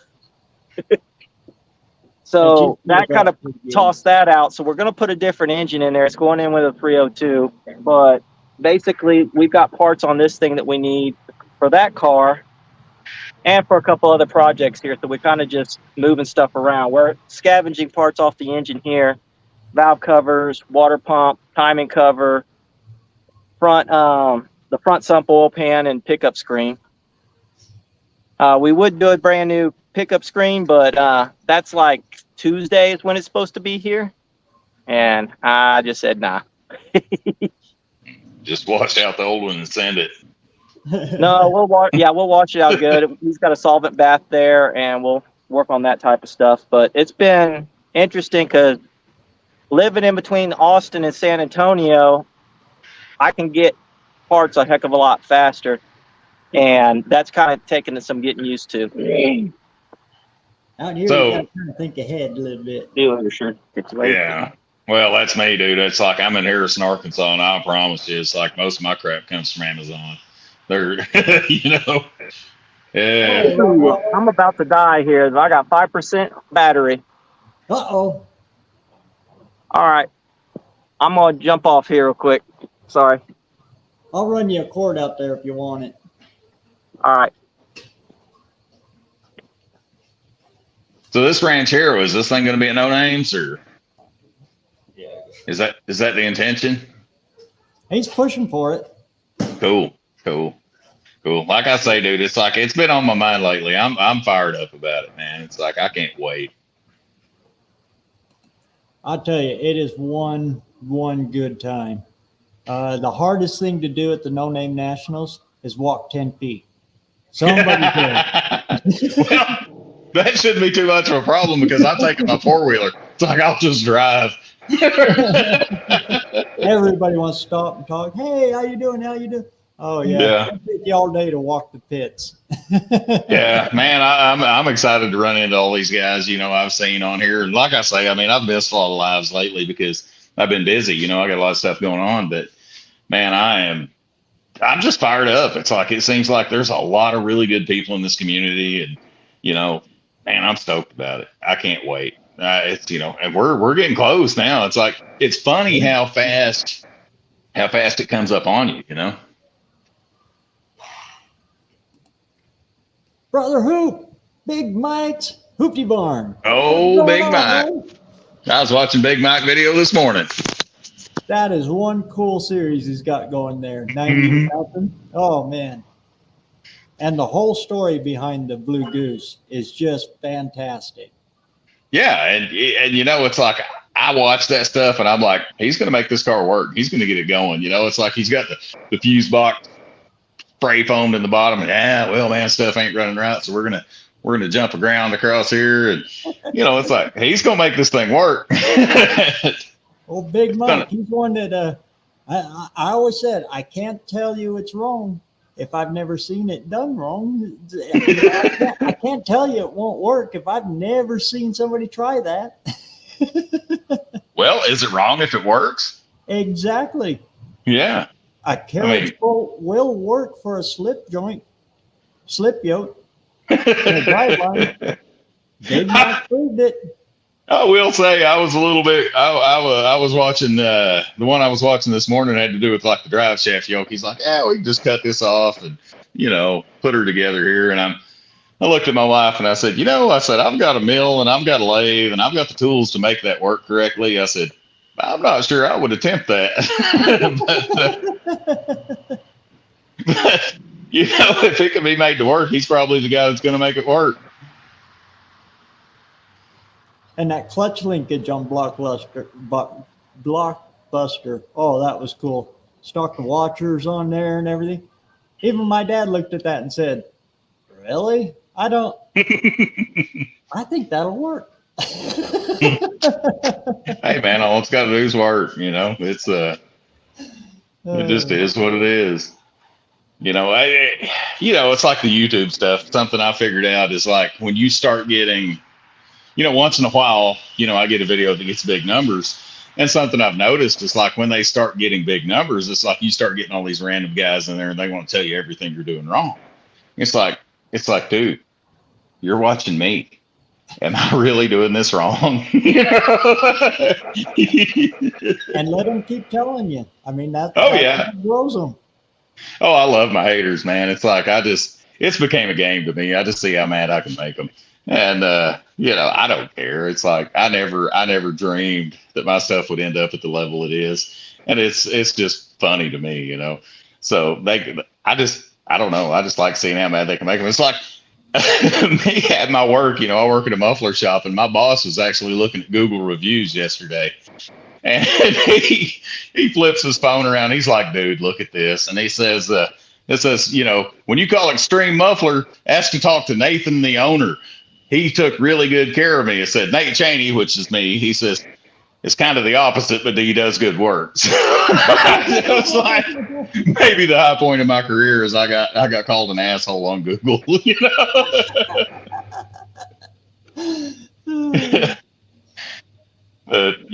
I looked at him and I said, "Is it wrong that I think that's really funny?" And he looked at me and he said, "Is it wrong that I think that's really funny?" I said, "Not really." I just, I'm big on the truth, man. It is what it is. It only hurts when it should. And when you're working on these cars, there's a million ways to skin a cat. Absolutely. And 1,000,001 keyboard mechanics out there. They'll tell you just how you're supposed to skin it, but it all works in the end. Yeah. More than anything, just grab it and pull, it's something's going to happen. But, I'm big on saying elephants get eaten one bite at a time. If you're going to, you can get overwhelmed, you can look at things and think, man, I can't ever achieve this. And, if you're looking at an elephant, you need to eat this elephant. The first thing you need to do is take a bite, and it doesn't matter how small, one bite at a time, you're going to eat that sucker eventually. One trick I learned too is, especially when you're in wiring and stuff like that, the tedious stuff that you can work a whole week on and look back and not even see like you've done anything. Just go and put a fender on it. Do something big that even if it's pointless, you're not to that step yet, just mock a fender on and stand back and look at it, and it'll look like you've done a month's worth of work.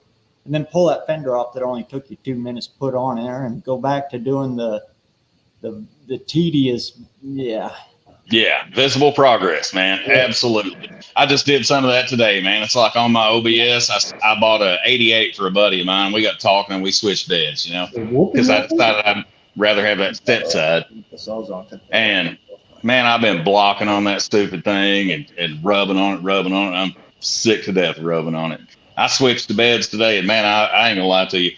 That's part of the reason I'm in such a good mood is like after I got the bed switched, man, I stood back and I drank half a dozen beers and I looked at it. I was like, dude, that's it, And it's like, I feel better about it now.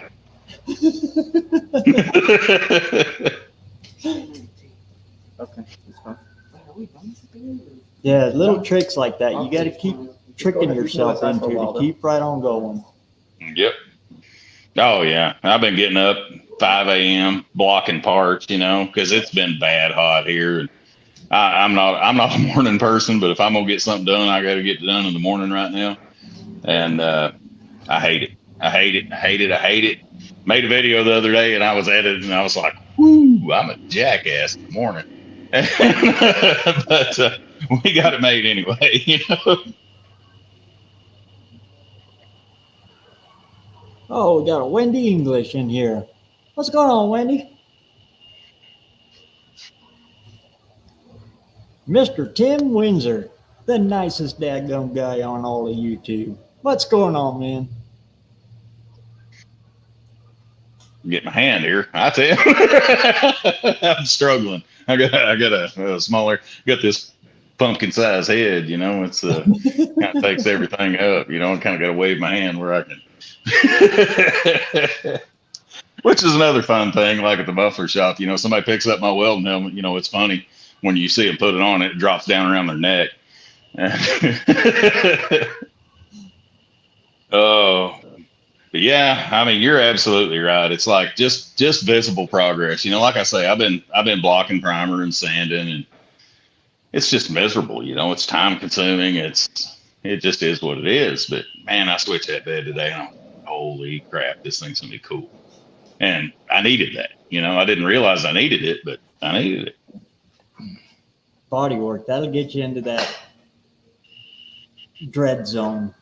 In a hurry. Like you said, block sanding over and over and over again.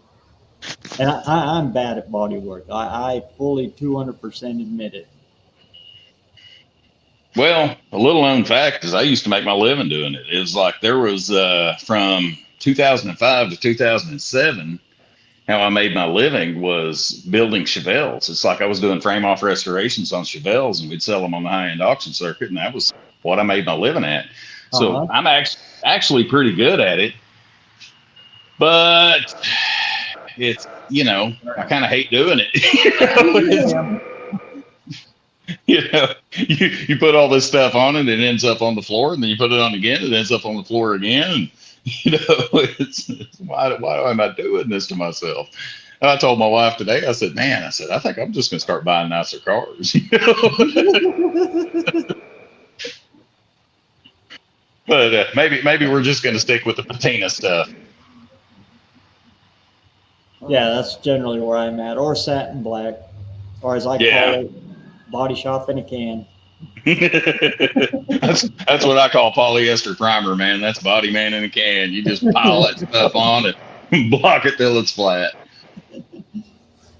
As long as it don't get wet, that satin black looks good.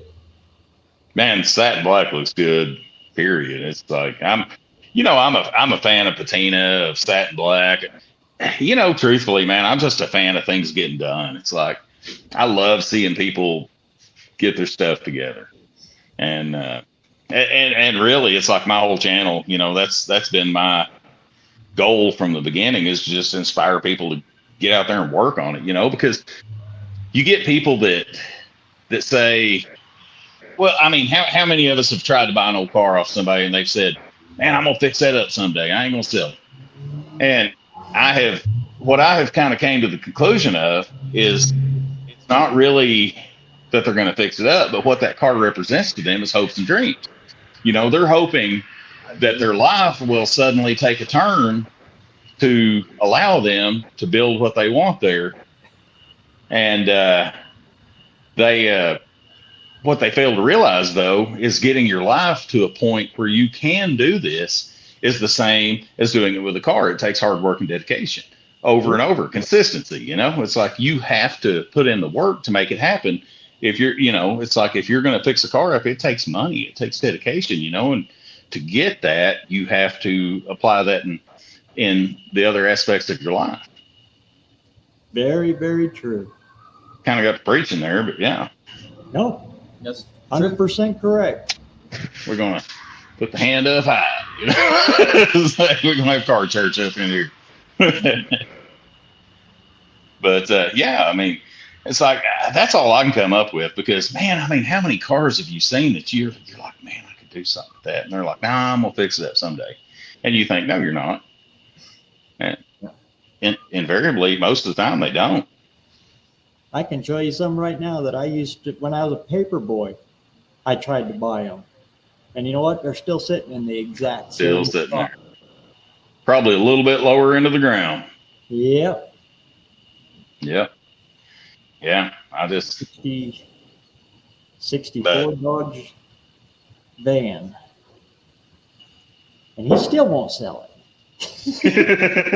well, he's still hoping he's going to win the lottery so he can afford to fix it up. He's going to. So all it needs is a rear end. I bet. 20 years ago, it just needed a rear end. Yeah, ran when it was parked. Did it run? Well, when Dodge made it, it ran. That parts car ran when parked. Yeah, about 20-something years ago. Yeah. Well, the thing I always loved, the statement I always loved was, it was only driven to church on Sundays and Wednesdays. It's like, well, I'm pretty sure they don't have church on Thursday, so that kind of works out, Little old lady drove it to church every Sunday and to the grocery store and to the post office. But what they don't tell you is that's the little old lady from Pasadena. She was lighting them up all the way. That's kind of the funny thing about my little Pinto is it actually was bought by a little old lady. And I've got all the paperwork to prove it. It's just the craziest thing, I've got the history on the car, but it's meaningless because I completely threw all the drivetrain away and started over. But that's the thing. Oh. Oh, Dean. Seeing Dean there, I'm thinking about his what was that Execute S he had going on here recently. Trolling himself. Comments all the time. He's got some interesting. If you're having a bad day, all you got to do is just get a comment from Dean. Some of them might take you a little bit to decipher, but once you get them deciphered, you'll spend the day laughing. Yeah. Well, and like I say, man, it's like that's one of the things I'm excited about for the No Name Nationals. It's like, the comments I see on these lives, man. As a whole, this group just seems pretty well out of control. And I got a feeling, we get a few, I'm going to say Coors Lights deep because I'm pretty sure ain't nobody going to be drinking Bud Light, but, if they are, we'll keep our eye on them. But, it's, I'm just pretty stoked about the conversations that'll take place. Like I say, I couldn't care less about the race or anything. It's just more just meeting some of these people in person. I'm fired up about. And it's the place to do it. Yeah, man. I'm asking to buy it. Why not ask to fix it? Help fix it. They might add sentimental attachment, and you might have a new friend for life. Yeah, and I've done that a few times too. Yeah, I was thinking. Me and cousin Mike got back together, reconnected on that Ranchero of his. Or was it Skylark? It was one of them two. It was over a car. It's always over a car. Yeah. Yeah, if you're anything like me, all your friends are complete gearheads. So, yeah, everything has to do with cars. But you got to be careful. Sometimes, helping doing it all is, got to be careful not to get taken advantage of. That is for dang sure. Oh, yeah. Yeah, for sure. I had a guy come in the shop Thursday, and he was this guy.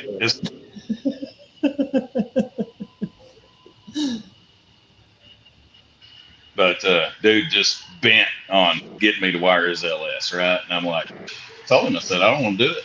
He said, I'll pay you to do it. I said, I don't care. I don't want to do it. And he kind of just wasn't taking no for an answer. And finally I told him, I said, something you have to understand. I said, I'm very expensive. He says, well, everybody's expensive. I said, no, I don't think you understand. I said, the people that want to do it are expensive. I said, I don't want to do it. I said, so I'm very expensive. I said, you can't afford me. And and really the only reason I don't want to do it is because I know that if I were to do it anytime this guy had an issue, my phone's going to ring. And man, I just don't want to be married to that stuff. I'll work on my junk and that's good enough. Why is it doing this? And why isn't it doing that? Yeah. What did you do? What? Yeah. I got a misfire on number 3 cylinder. You must have done it wrong. Well, dude, it ran good for 20,000 miles. I can't imagine. You know, changed that brake. Now I lost the liquid. What? Yep. Exactly.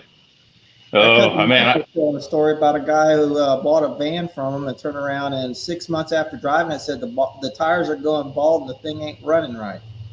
Want my money back. Like after 6 months? Nope. Yeah, and that's normal, man. Like, as you know, I've been a mechanic all my life. You know, I'm 48 years old. When I was 18 years old, I started by unloading tires from 18-wheelers in a warehouse, and pretty soon went to change the tires and, just work my way up from there. Oh, dude, I guarantee you, I've done it the hard way. I am a dumbass Arkansas hillbilly with a 9th grade education from a 300-person town. I have done it the hard way. That's like throwing hay bales, man. Them tires ain't light. Oh yeah. No, I've thrown my share of square bales too. It's like, man, when I was a kid, I remember I thought I was hitting a lick when I was getting a nickel a bale. Oh, I can buck them though. But now, I get out of bed and I groan.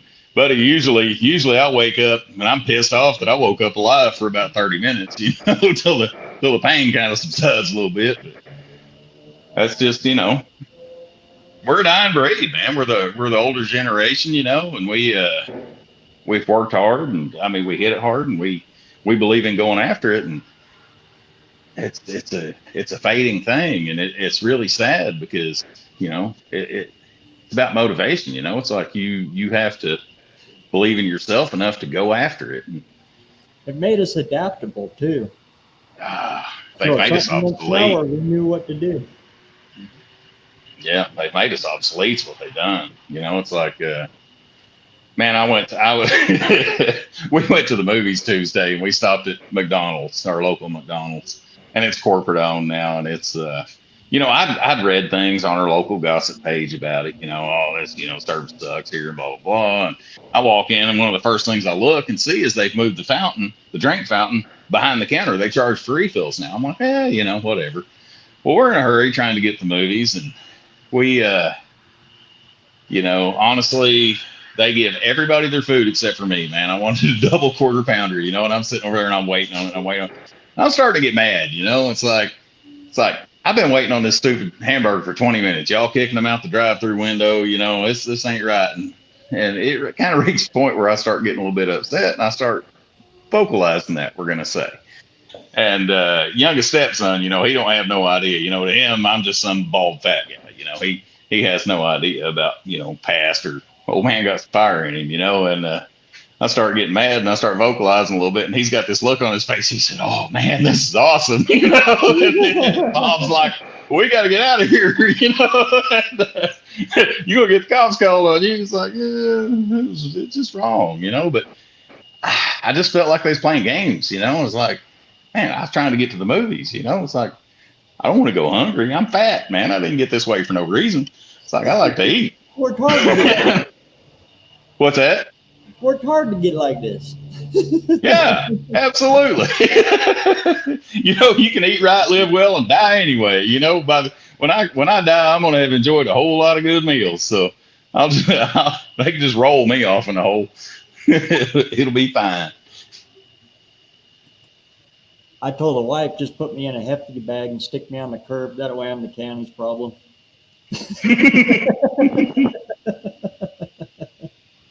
I've made the statement, I don't care what they do with me, man. I don't need this part no more. We've used that plumb up.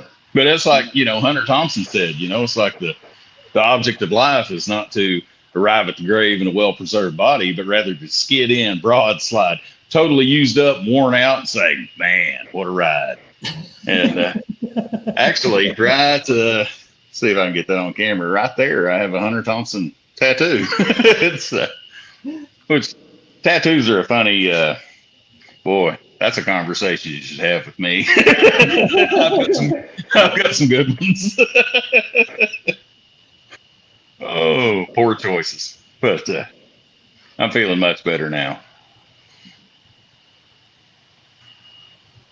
I got a few of them, but here and there. Yeah, Yeah. not me.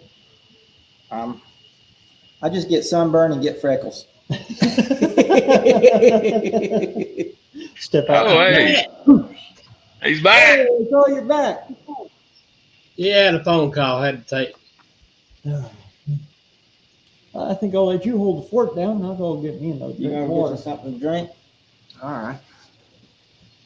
Stepen needs to put, Yeah, give me Stepen the needs to put some of that laughing gas in that Ranchero when he gets done with.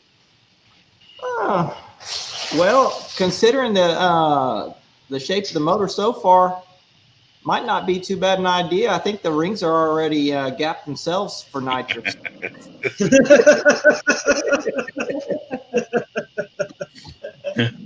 Wouldn't have to worry about popping the top. Yeah, there you go. Oh, trust me, we went through every engine combination I got here. Wide block, Yeah. 460. Yeah. We looked at all kinds of stuff. He was offering us Y blocks, 460s, all kinds of stuff. But I told him, well, I want to make sure that we're not taking advantage of you and pulling off your project motors and stuff like that need to go for certain projects. So that's why we went the route we did. But Right. really would have liked to have had the Cleveland that was originally in it. We got part of it, though. We got the valve covers, the oil pan, the valve covers, all the mains, and 2 of the pistons and rods. Brake shaft. That's about it. Heads are missing, blocks missing. You got a good start on it. Yeah, so we're doing a 302 and a C4 is what we're going to end up putting in there. But we got to pull, like I said, pull some parts off the parts charger so that we can swap them over. Right. And then when we get home, I've got 4-barrel intake and headers and stuff like that here. And since we're putting a roller motor in there, I've also got a camshaft that we can ride, so we'll see how it goes. Right. I got a spare B303, which is junk for some people and the holy grail for others when it comes to Fords. Yep. I got one of them out there. But, and so I've had them working on stuff. That's one of them. The other one's inside watching on my phone that's plugged in. Actually, yeah. Oh, he's on the iPad? Yeah. And also. So when you gotta have it done before you head back home? Well, the plan, we still got to go over and see Grand Tetons and Yellowstone before we head up north. So sometime probably Tuesday or Wednesday, we got to go see those. So we kind of have to have it running probably by Monday. Oh, Lord. Oh. But we've tracked down quite a bit of stuff. We basically got it to where we can put in the engine, and then most of the other stuff will bolt on from there. I've got the brake stuff straightened out. I had to wait for those and had to go run, and that's what we were doing when we first went live tonight. But we got wheel cylinders for it. Most of the stuff looks pretty good on the wheel side of it. We still got to go get tires, but we'll go down to Walmart and get those. Right. Figure we get some Walmart specials. That way, if we get to the no-name nationals with it, we can just do like Blue Collar there wants to do. And Right. I can't tell you. Yeah, I can't tell you too much, but I can promise you, and I will say this out loud in front of God and everybody. It's like when it comes to the burnout contest, I'm gonna send it. I'll bring you 2 tires, Blue Collar, that I was going to use on the back of my T-Bird. Hey, I got them. I got my regular wheels and tires for the back that are going to get destroyed, and then I've got my drag radials for those are actually for my S10, but you know they fit the car too. So I got 2 nice 30-year-old tires that will disintegrate in about 5 minutes. yeah, well, I've been studying on it, man. It's like I've got some pretty nice wheels for the back of it with some fairly decent tires on it, and man, that's just what I'm going to do. It's like maybe I destroy a nice wheel, but maybe I don't. You know, it's like, but I'm gonna take the chance. Why not? I mean, if you're, it's like, to me, this is one of those things. It's kind of a big deal. You know, I'm excited. I'm excited to get in. You know, I remember how excited I was when I got 500 subscribers because I was into this deal, you know, and I'm like, oh man, heck yeah, you know. And I don't know. I mean, maybe I'm an idiot, but man, I'm just gonna bolt the normal stuff on there and I'm gonna send it. Just send it. If you mess one of them wheels up, I know what 4 more are. If I mess one of them wheels up, they sell them on Summit, so I ain't worried about it. I got all winter to fix it. That's kind of my last game. I've looked for 15 years for a set of these heads. And Stepen here, he came through. You guys get a sneak peek. Look at there. Not only are they Doves, they're Dove C's. Whoa. Oh, man. So I went through no less than 4 trailers, 4 buses to find those heads. Wow. That's what No Name National Community is all about right there. That right there is what it's all about right there. I ain't kidding you. I've looked for them for about 15 years. Wow. The only set I ever came across, man, my dad took them. I could have got you a set of heads, but getting them to you was the main thing. Shipping them heads would probably cost you $500. Yeah, they're almost 100 pounds a piece. Yeah, they're pretty good. I know I had to carry them about 100 yards out of that junkyard one at a time.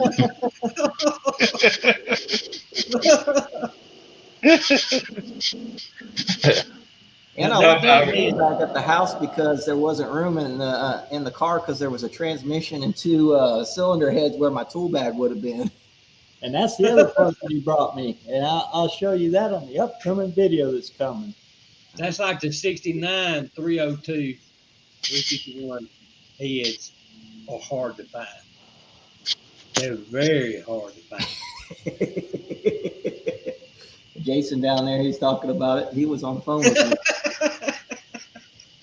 And that's why you don't owe me a dime for that other motor. Okay. I appreciate it.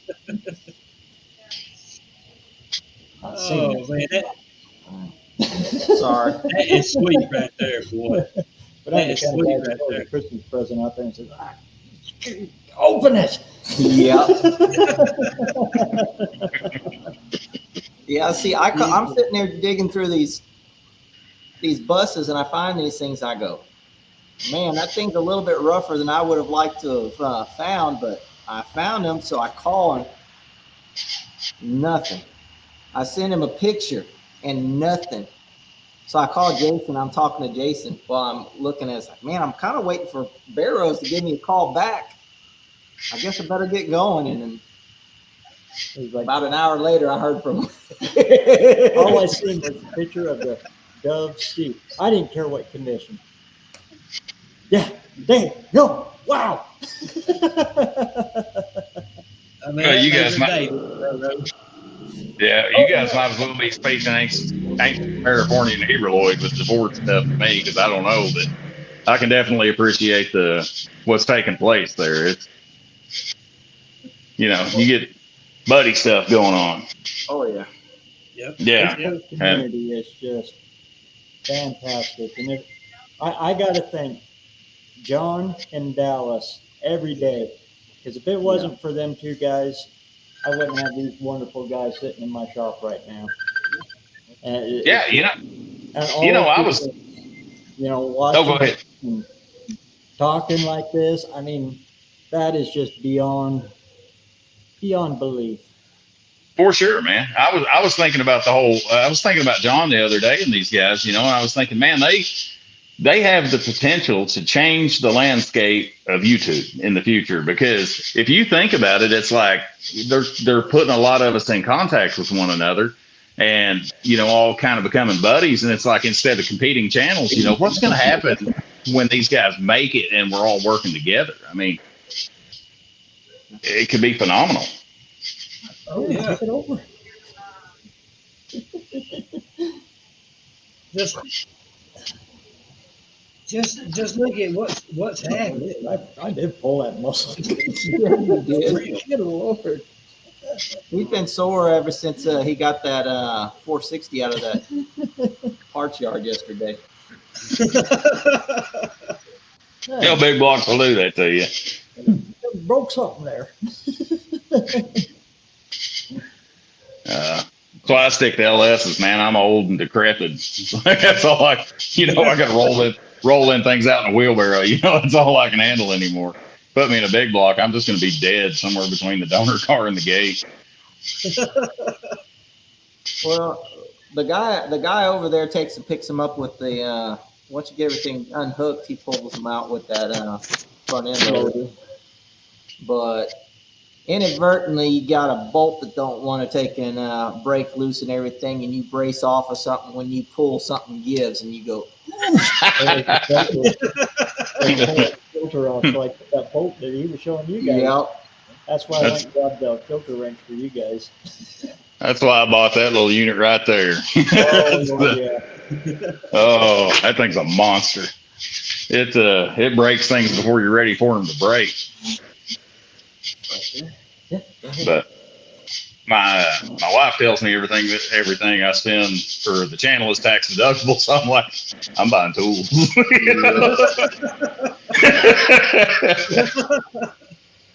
And that's true. The whole thing about the No Name Nationals group, when you go there, everybody's equal. Oh, absolutely, man. It's like, oh yeah, I don't have any doubt that if somebody runs into some trouble, or needs some help or whatever, there's going to be a swarm of people there to do it. Oh Lord, yeah. It's like I'll just go ahead and tell you up front, if my shit breaks, it's just broke. I ain't working on it. I ain't taking my stuff up there to work on it. When it breaks, it's done. I'll just drink beer and make stupid jokes. I know firsthand, even scrambling to get my stuff done, I had Nelson Racing help me out. The guys from Junkyard Jets helped me out a lot. I had Travis from Travis Mopar Garage help me out. Redbeard and Jed Scott, they all came in and were bringing stuff in to help. I mean, just different ones. And then later on, Jeff ran into the tower and grabbed the mic. And said, he was getting stuff for me. We need what was it? Studs. Yeah, we needed studs with wheel studs. And then later on, he even got like indirect connection there. Jason, he gave up spark plug wires off of his running car so that we could go get Russell from Cement Surfer, his stuff going. And I got other spark plug wires before that from Four Board Racing. So, I mean, just different people say, hey, I got this style. Some of the others, well, I've got this. Well, we need a female instead of a male, on the end of those spark plug wires and different stuff. And we got it to start. NSB brought a welder and a tire machine. Yep. I mean, brought a tire machine. No, and they put tires on for people. Wow. Perpetual Projects went out and he broke the driveline. Yeah. Square body stuff, grabbed it. They ran over to there. They welded it up, and I mean, it's just fantastic. Oh yes, and that's the way it should be. Yeah. That's the way it should be, right there. Yeah, back in the day, I used to be pretty serious about drag racing. I really did, man. It's like I was one of the baddest dudes around on hard tire back in 07, 08, but if somebody tore this stuff up, man, we'd neglect ours to try to help them fix theirs, and that was just what it was all about. And it's like, it's super cool to get to find another community like that, because it's just it's really not like that anymore, No, it's not. When I used to go to dirt track, I'd get out there and somebody's car messed up, we'd all tackle it. Yeah. Back to the track. But you don't see that no more. Them days are gone. Oh yeah, everybody's too wrapped up in winning, man. It's like I got, and go-kart racing was my most recent foray into motorsports. And there's been times I'd take my backup motor and let somebody put it on their stuff to go out and race against me, Right. And nights they blew them up, but it just was what it was. But we had a lot of fun, Of course, that may have to do with the percentage of nitromethane I was running in those things. But, it turns out a tiller motor can only take so much. It's like a big family reunion, but a drag race breaks out. That's all it is. That's the thing about the go-kart racing, I got to say. It's like a lot of us would say, man, I went to the fights and the go-kart race broke out. You want to highlight any of them? You're on the hot side there. Oh, I'm on the hot side, huh? Yeah. I thought that one was funny. Wow. There's never enough moon pies to go around. Oh, and Ari, I found those moon pies. When I dropped off his transmission in California, I had like 4 moon pies that I was going to give him with it, but I couldn't find them. They were out of the car. Yeah, I found them. If you still want them, they're kind of a.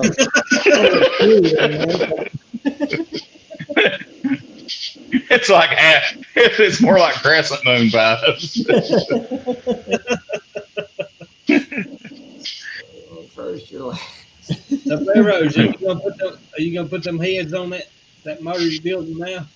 They're going to need a lot of work. I'm going to have to take probably 10, 20 thousandths off of them.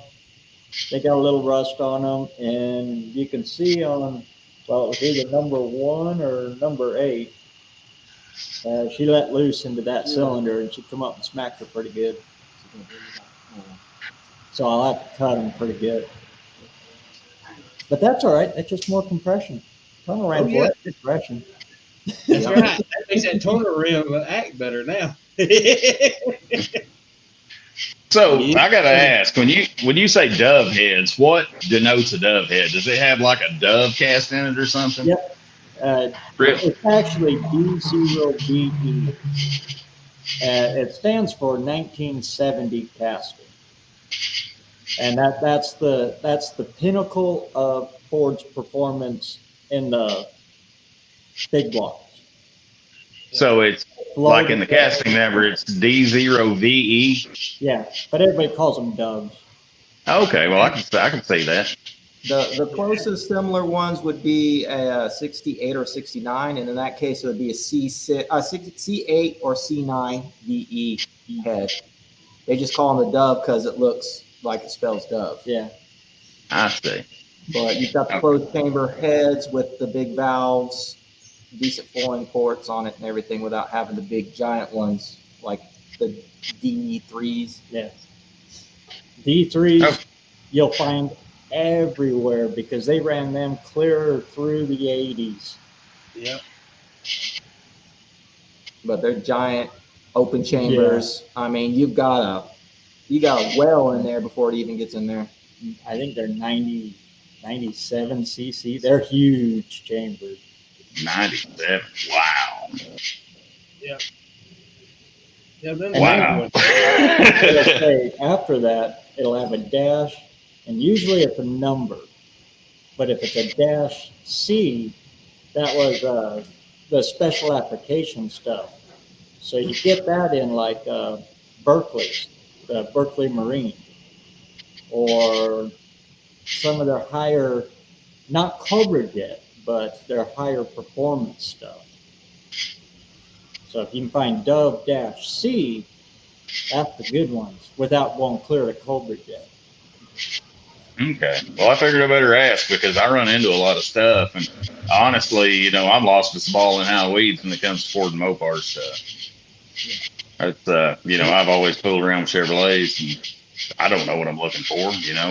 I keep thinking I want to LS swap some kind of Mopar just to piss off all the Mopar guys. It's like, hey, I was going to put a Y block in a Mopar. I know you was talking about that Dart, dude. I had a 64 Dart when I went to high school. That was my high school car. It had the 225 slant 6 in it, and man, I figured out I could take that old car and I could put 60 pounds of air in the rear tires 3 speed on the column, hang it in first gear, rev it till it wouldn't rev no more, and just slide my foot off the side of the clutch. And that car would do amazing burnouts. And I would love to find another one to build. Of course, if I found one, I'd LS it. Just, you know, hear people panic. But, you know, it is what it is. We got a guy who's doing no preps these days with I think it's a 74 Dart, but he's actually LS swapped it, got it turboed, got it pretty good. He runs it pretty good. Yeah, I got a friend on Facebook that's got a Duster that he's LS swapped. He calls it the Dulster. He put the LS in the, you know, instead of the Duster. That car's rowdy. I mean, that thing flies. So he just went on Rocky Mountain Race Week with it. You know, it's cool. But I found a 2010 Challenger here the other day that I was looking at. It's a Hemi car, no motor, no transmission. And I was looking at it. I was thinking, oh, that's a perfect candidate. But my wife tells me I own enough vehicles. So I, you know, didn't move on it. And I was talking to a buddy on the phone the other night, and I said, man, I found this little Challenger. I said, and, you know, 2010 Challenger. And she's like, Challenger? I said, yeah, Challenger. I said, I hadn't moved on it. You tell me I can't buy any more cars. And she's like, I like Challengers. And I'm like, really? So something could happen there. I just think it would be funny as hell to take a late model Challenger, put a twin turbo LS in it, make it faster than a Hellcat, and call it the Thundercat. You know, use the old Thundercat logo from the cartoon. Get sued. Originally, I've got a 69 Roadrunner at the house. And it's going to need some work, but originally I was going to coyote swap it. Oh, dude. A coyote and a Roadrunner. And then you absolutely. Caught it. I caught it. Dude, those coyotes are nasty.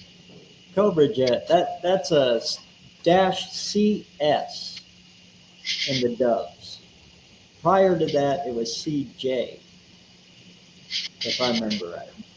So CJ or CS would be Cobra Jet. Here now, so Ollie's Garage is going to pop in here any minute.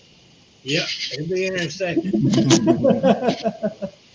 And if you guys ever need any advice on Ford stuff, Ollie's Garage is the pinnacle of all of that.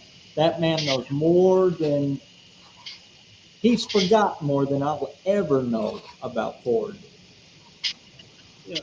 And one heck of a great guy. But I think in the 70s it was CS. But I don't play with Cobra Jet stuff because that's, you got to have the special intake for that. The ports on those are huge. And they're good stuff if you can afford it, but the price goes way up. Yeah, it's like building a 302 ball. The intake. Yeah, that's one thing I got to say about working at the muffler shop. Like, you just never know what people are going to come through and, you know, just have. It's like that, you know, we just bought that 76 Chevy. I don't know if you guys have seen it. So I call it the abandoned farm truck. But, you know, dude just come through one day. We're just fixing his muffler. And he's like, man, I got this old truck I want to sell. And, well, how much? He's like, $700. And showed the picture of it. And I'm like, yep, we're in it. Then Thursday we're at work doing burnouts with it, you know? But it's just kind of a hotbed because, you know, all project cars eventually end up at the muffler shop, and it's amazing, you know, the range of work you see. You know, you see some of them where people really know what they're doing and they're doing really quality work, and then you see some of them where not so much. You know, it's but yeah, you never know what somebody's going to blast through there and want to sell. So, and you know what? I'll keep my eyes peeled on that big block Ford stuff. It's getting hard to get. Ford's, yeah. Ford's got some good stuff, some really good stuff. And a lot of times, a really good place to look if you're on a budget is look into Mercury, because that's where Ford hid all of their good stuff. Yep. Kind of kept it under the wire in Mercury. And they got mad when Mercury was beaten. Like in Trans Am racing. They just got mad and made them into boat motors. Well, like that Parkline that I got out there. That is one hot 390. That is one powerhouse 390. But they choked it up with that stupid 400 CFM carburetor. So you jerk that off there and you put an Edelbrock on it or a Holly, get it to breathe, and she comes alive. Then you downsize on the gears because they are very long-legged. It's a flat car. The aerodynamics and the horsepower end up conflicting with one another. Well, gentlemen, bad as I hate to leave good company, I've enjoyed it. I'm going to jump off here. No problem. Good having you this week.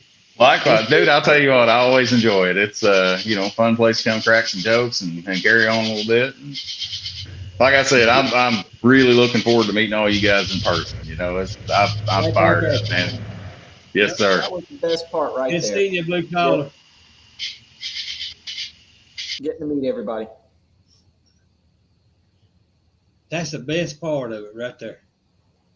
Hanging Speaking out. of exhaust, you showing the camera? Oh, which one? Right up on there.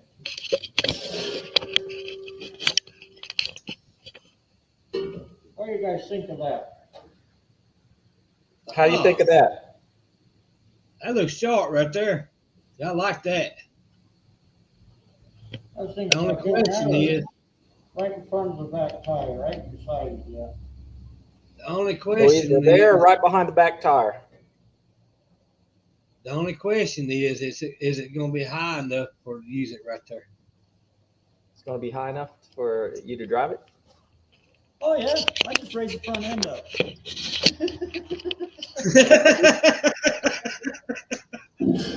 Never know. There may be a straight axle in that equation there. Hey, that sounds like a plan now. Straight axle.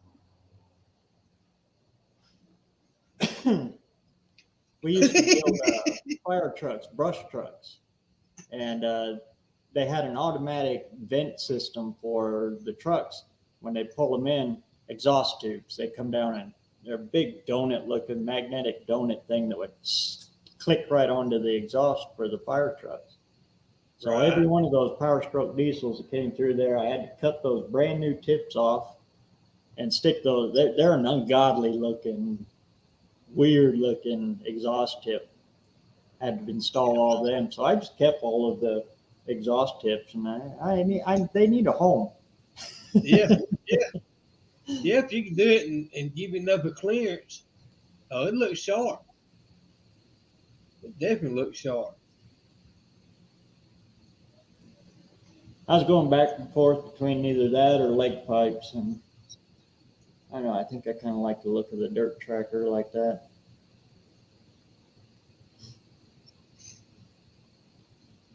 Ah. Back tire right in front of it. Now you guys get to kind of see the behind the scenes, how my mind works when I just sit out here in my chair and look at this thing hanging above me. You gotta get all in your mind before you can really do anything. Yep. You gotta get it in your mind first. So how'd it go out there? Well, I got one pipe I'm going to cut off. They probably both should have been just cut off.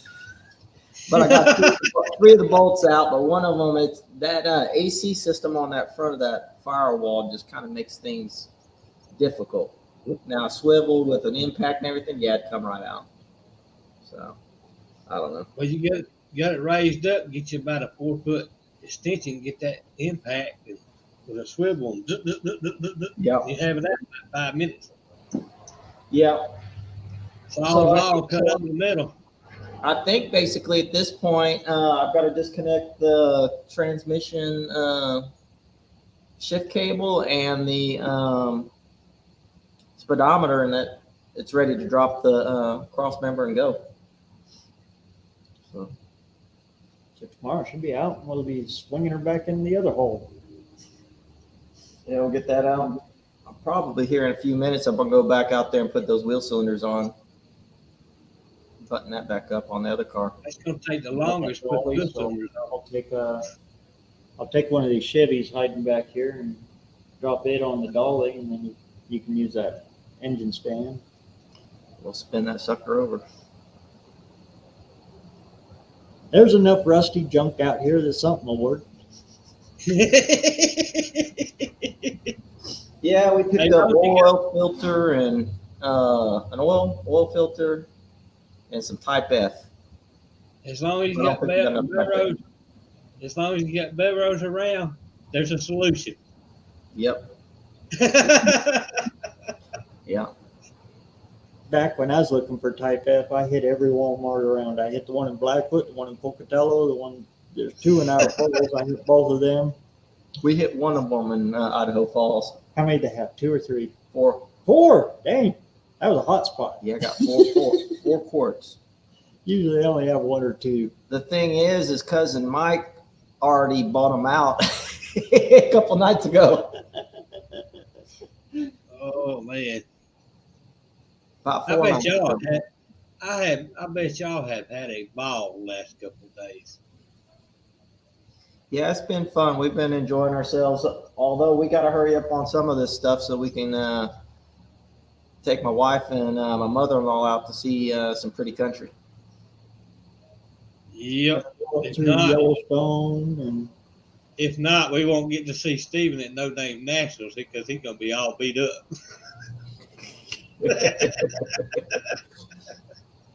It's gonna be an interesting.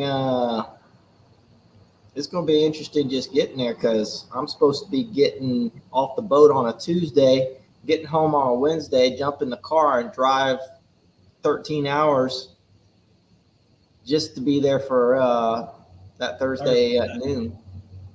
I don't think Stepen ever sleeps. I don't think so either. Yeah. Oh man. We enjoyed their visit. He's seen it. He knows I get out there and I start moving. I used to do that. Get out there and just bungy, bungy, bungy, bungy. But my bungy done bungied out.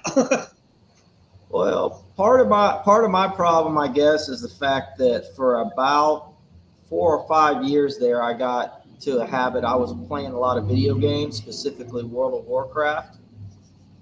And my problem is that was an addiction for me. And so I would disappear totally. It was nothing to go 18 hours, dump into bed, go to sleep, get right back up and go right back at it. So I can't, I lost a lot of time for projects and all kinds of other stuff there. So I got to make up for it now. And cars are a good thing for that. Yeah. Yeah. I think you're on the right road with the Ranchero. Oh, yeah. I think you're on the right road. Yeah, you got some good deals on them parts. Yeah. Oh, we got some interesting ones. We got to start working on them now. Now that parts car, does it get the 93 in there? Oh, he still got that feeling. Sorry, say that again, ASO. I said that the other Ranchero, the parts vehicles, it got the 9-inch rear end. It's got a 9-inch rear end, and it's got the spindles that'll work good on some of the other vehicles. We've kind of tossed it back and forth between either BareRose getting the rear end and spindles, or us sticking that underneath one of those station wagons out there. Oh, that'd be a good thing. Yeah. Anything you find with a 9-inch, you better hold on to them because they're hard to get. That ranch wagon will look good on there. Yeah, it will. Yeah, it would. We just got to see, because literally there is not a exterior body panel on that entire car, on that parts car, that doesn't have at least one dent in it, including the roof. Custom body lines. Custom body line. Oh man. It's gotta be. Yeah, It's junk. But you go underneath it. I was just underneath it, except for one spot where the floorboards didn't. There ain't no rust in any of those floors Yeah. at all. the bed's Makes you wanna- clean. It makes you want to cut the floor out of it because that's probably $500-600 just out of the floor right there that you could probably sell. Yeah. I talked to a That- guy. If the doors were okay, the doors are $200 to $300. You know, there's different things on it. I wanted to grab the 74 that we pulled the interior out of, but I couldn't do it. I ain't got enough time, and Right. it wasn't in the cards. I'm But actually even that surprised. one was in good shape. I'm actually surprised you didn't buy that 69 over there where cousin Mike brought the other one at. I actually thought about it, but it was one of those things where I needed to take a stop and look at what all was going on and everything. And that thing actually had a decent amount of rust in the quarters. Yeah. It unlike the one that Mike got, it actually had rust in it, and everything from the dog leg back to the up over the wheel well and back to the rear, it had rust on both sides. So I used to mean, run that out to the oil fields and yeah, that one would have been good if I was just going for an engine transmission. But I think we've got a little bit better situation now with this one. Oh yeah. Oh yeah. So. Just the parts off that barrel lane. Just the good on them. I can't hear you right now. We got a car driving by. Cousin Mike. hello, Wyatt. All right, now we can hear again. Yeah, them hoods on the 68, 69, 70 model Fairlanes are $1,000 and above if you got a Well, good they just started making the 68, 69 hoods now. aftermarket. Yeah. Aftermarket, and they're really good quality. My buddy Jeff Ford over at Auto Resto Mod, he just did one on his station wagon, and he's got a 69 station wagon. It came out real good. Yeah. He's another guy. If you have any Ford questions or anything, you got to go check out Auto Resto Mod. Yeah. Hey, I got his channel name right. Yep.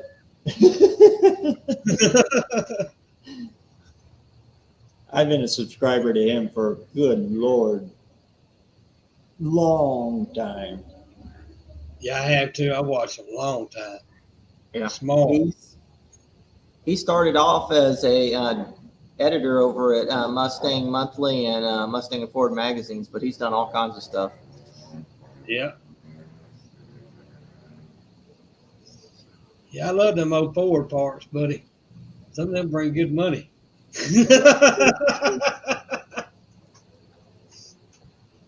My dad told me today that I'm no longer a Chevy guy. Yeah, he did. He said, I'm pulling your card. You're not a Chevy guy no more. You're Ford. Uh-oh. Uh-oh. I was there. You in trouble now, BareRose. Actually, though, that's why I say in the chat all the time, hello, everybody. It is. I'm a fan of everybody. Yeah, there we Not go. everybody, B body, C body, G body, X body. I like them. Well, I don't know. There's a few. Oh, yeah. I used to get online and before I started selling cars on there, I'd go to eBay and look at the parts and see what parts were bringing the most money. Then I'd go to the junkyard the next day and I'd go buy them parts, and then I'd stick them on eBay and sell them. Then I'd ship them out. I did that. I sold a bunch of crap on there. Yeah, Dean, he's got bursitis on those elbows. Jeff does. Yeah. And that and his back's messed up pretty good, but he does pretty good. That took him out there for a little while. Oh, yeah. didn't it? And it happened right at the time he was building that new shop. Yeah. That poor guy. But You just kind of go with the flow. Oh yeah.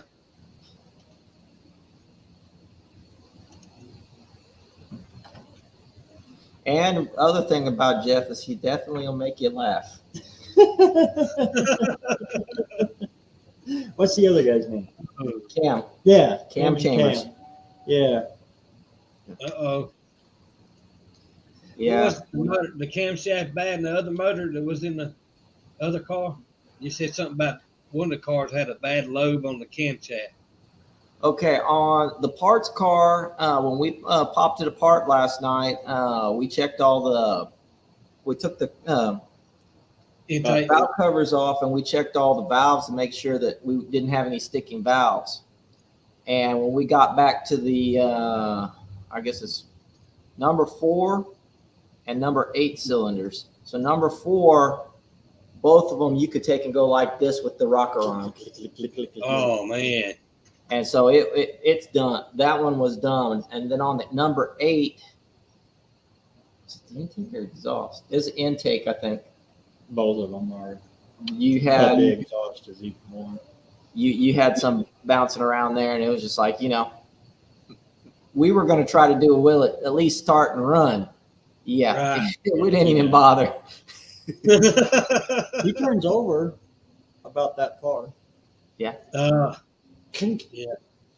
Yeah. So it definitely is going to need to come apart and get sent over to a machine shop, but Yeah. It could be saved, but Oh yeah. It's wallet nap time on that one. Yeah. and really we don't have the time to really be worrying about it. Right. You just need something to drop in there and get it going. And If we didn't need the oil pan and some of the other stuff like that off of it, I'd have just left the engine and transmission on there and then pulled the body off of it. yeah. Yeah. Because the 302 I'm giving them, it's got a dual sump. So I got to change that, got to change timing chain cover. Yeah. Swap it over to a front sump. Yeah. Pickup. I got an oil pan, but it'll take a week to get there. Later, Jason. I got a timing chain cover. It'll take a week to get there, though. Yeah, it takes a little while. I tried to get you to take that oil pan with you when you left here. And that timing chain cover, I said, Steve, you're going to need these. Yeah. You did. I'm messing with you. Oh. I got a nice, pretty stainless polished one over there. I don't know why Ford did that right there with the oil pans. That was the most stupidest design on a Ford engine. They made two or three different oil pans on a small block 302. Three of them. Three of them. Yeah, that's so stupid. That was ignorant. Front sump, mid sump, and double sump. Yep. And actually, the double sump was the only reason it had that forward sump is because it needed room for the oil pump and pickup to come off of it. Yeah. And nobody ever pulled that drain plug. No. So that's where all your sludge sits. That's also where your oil pump is. Right. So it would just bury and collect heat, and then it would go out. Well, sometimes there was always the guy who went up there and changed his oil and said, "Man, I got no oil in my pan." What? That's all the oil was in there.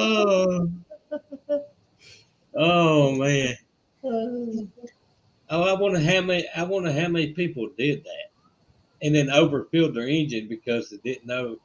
Yeah, they didn't drain the oil. Yeah, I got a buddy that did that. Oh, rear main seal's gone real fast. He kept pouring oil in it. Yeah, he must have had 5 gallons of oil in it. He had never changed oil before in his life, and he called us up on the phone. Hey, how much oil does this take? I told him, well, probably 5 quarts. I don't know, 4, 5 quarts. It was in a little Granada. Right. So I keep putting it in there, but I can't see it. I said, well, just keep filling it until you see it on the stick then. And he said, I'm over a gallon. I said, whoa, stop. We went over there and looked. He was waiting to see it out of the valve cover. Oh. He just kept pouring it in there. Went to turn it over. Yeah, so much oil in there with pistons when he'd spin. I'll be right back, All y'all. under there and just oil just kept coming and coming and coming. Oh, we ran out of drain pans and I just let it go on the ground. Oh Lord, that was funny. That was clear back ways high school. Man. Oh yeah. But that little Granada kept going and going and going. Everybody's got their opinions on that being the biggest piece of junk. But Mikey, he abused that, obviously. Abused that car. And it just kept going. I mean, the trim would fall off. Everything in the interior fell apart. Kind of like a Slant 6. Yeah. But that thing just would not die. Little thrill, dude. And those are the bad years.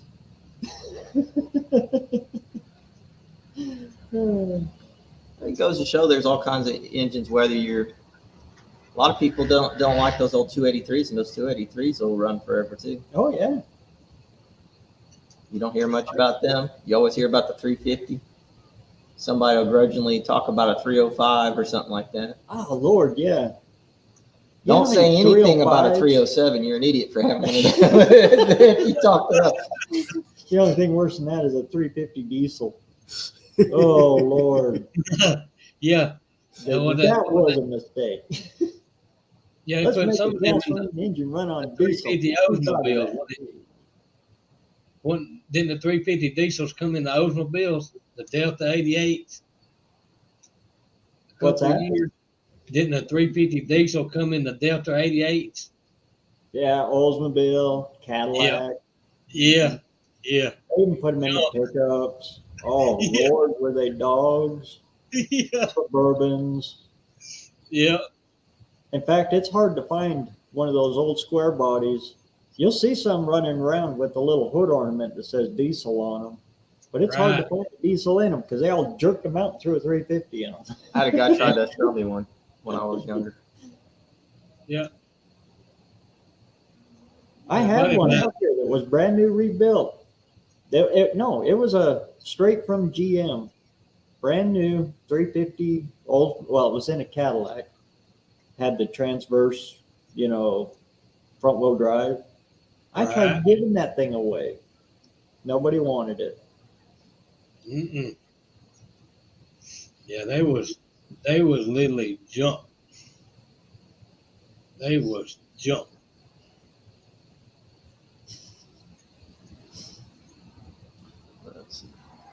But the 305, I'll tell you what, that is one good engine. And if you're trying to hot rod on a budget, that is the engine for you.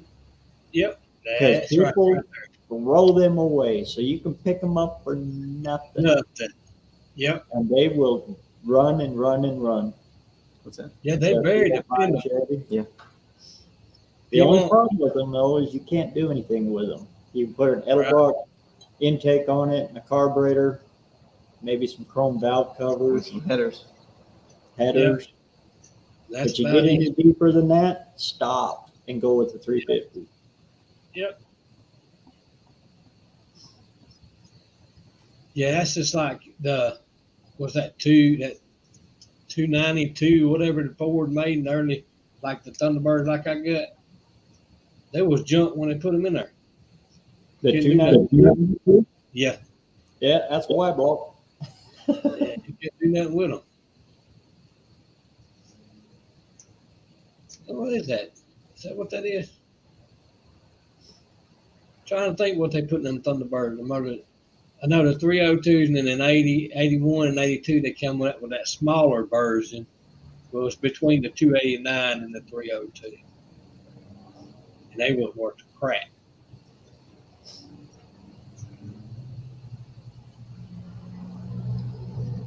Actually, a 305 is it's got its roots back in the 265 Yep. and the small journal 327 that gets all the glory. Yeah, 305s, man. If you want something dependable, 3/4 bore. if you want something dependable, throw a 305 in a Chevrolet truck and you can drive that thing. Can't beat them cars, lasting, because they'll last for 100 years as long as you take care of them. Can't beat them. They're bulletproof. Just like the 302 Ford motors, they're bulletproof. As long as you take care of them, they'll take care of you. And if you want to play with Ford on a budget, 302. Yep. Not 351. 302. That's it right there. Yeah, the 255 came in the 81 and 82 Thunderbirds. Them motors was junk. Nothing will interchange off of that with a 302.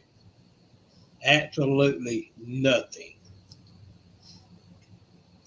That's the reason why when I raised up the hood on that Thunderbird out here, that's the first thing I checked, making sure I had the 302 in it, not the 255. I think it was 68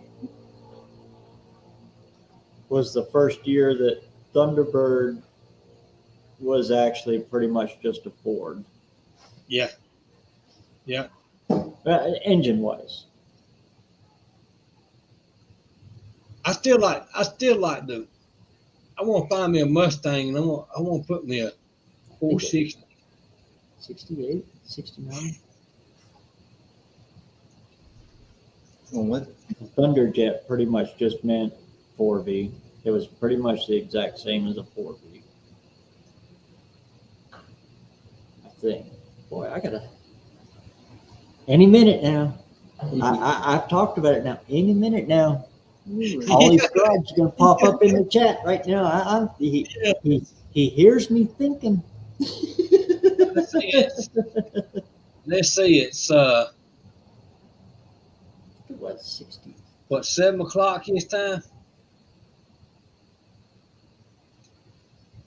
What's the Oregon's time? 7 o'clock? Yeah. Yeah, he'll be on here in a minute. He got off work at 5 o'clock, went home, got something to eat, and now he'll be on here in a few minutes.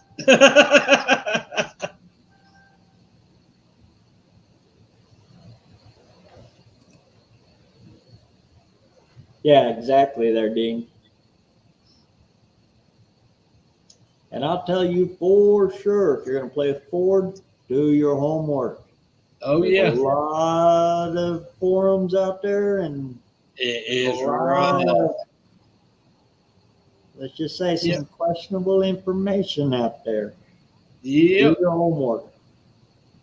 Because if you mess up one little bit with a Ford, Henry Ford will reach up out of the grave, grab a hold of your wallet, and jerk about 4 pennies right on out of it. You won't even know.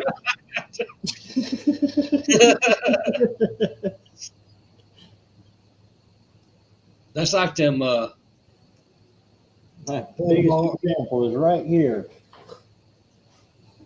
This is the one that gets everybody.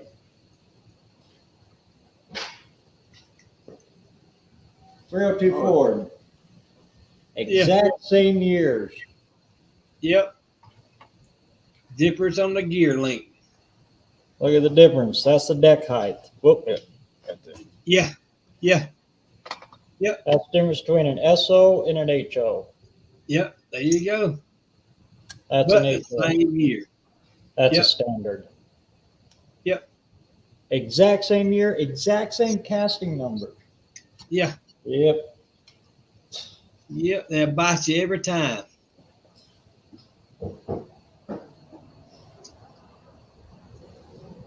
And you look on the internet and they'll say, oh, well, one's a roller and one's a not. No, Right. they're both rollers from the factory. Yep. Yeah, I run into that one time. Hey, I run into that all the time. Somebody say, I'm having, in fact, Ari was just going through it. I can't get this distributor to go down. I thought, well, Oh, wait, 302. Yep. I know what your problem is.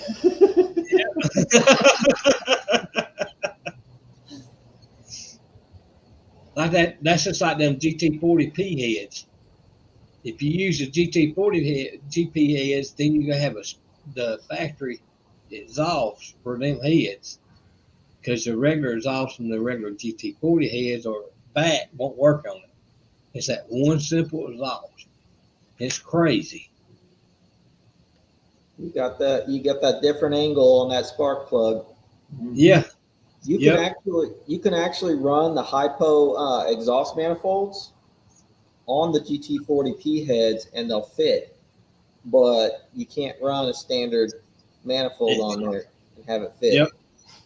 Yep. I ran into that with the what do you call it, the 65 Fairlane. When I put it back together, I ended up with GT40P heads, and it's like, daggone. Yep. I ended up pulling that engine back out and putting the 289 back in it. Yeah, and once you get that point, then you get aggravated with it before you even knew it, you know. You want to just pick the heads up and sling them. Yeah, see, I thought I'd gotten the regular heads because I got it out of Mountaineer, and it didn't end up being that way. Right. So the heads I used was a 69. I don't think those are the Dove heads. I'd go back in there and get the numbers off of them. But they done been ported and cotton springs and all on them. And that was on the motor I brought just to get the bolts out of it I needed. And I wound up with a good set of heads right there. When I looked at the motor and I seen the number off them heads, I said, "Oh yeah, I want them heads." I bought the motor just to get the heads off of it. Yeah. I've actually got a set of P heads at the house that we've got set up for a flat tappet cam, but I went in there and did away with the little bolt down rail type, or pedestal mount is what they call them, the pedestal mount ones. Yep. And instead of just doing the conversion like they do, you still end up with that 5/16 screw hole. They actually went through the machine shop I have over by the house. They went through and decked it back down and actually drilled it, tapped it, and set it up for a standard stud mount rocker arm.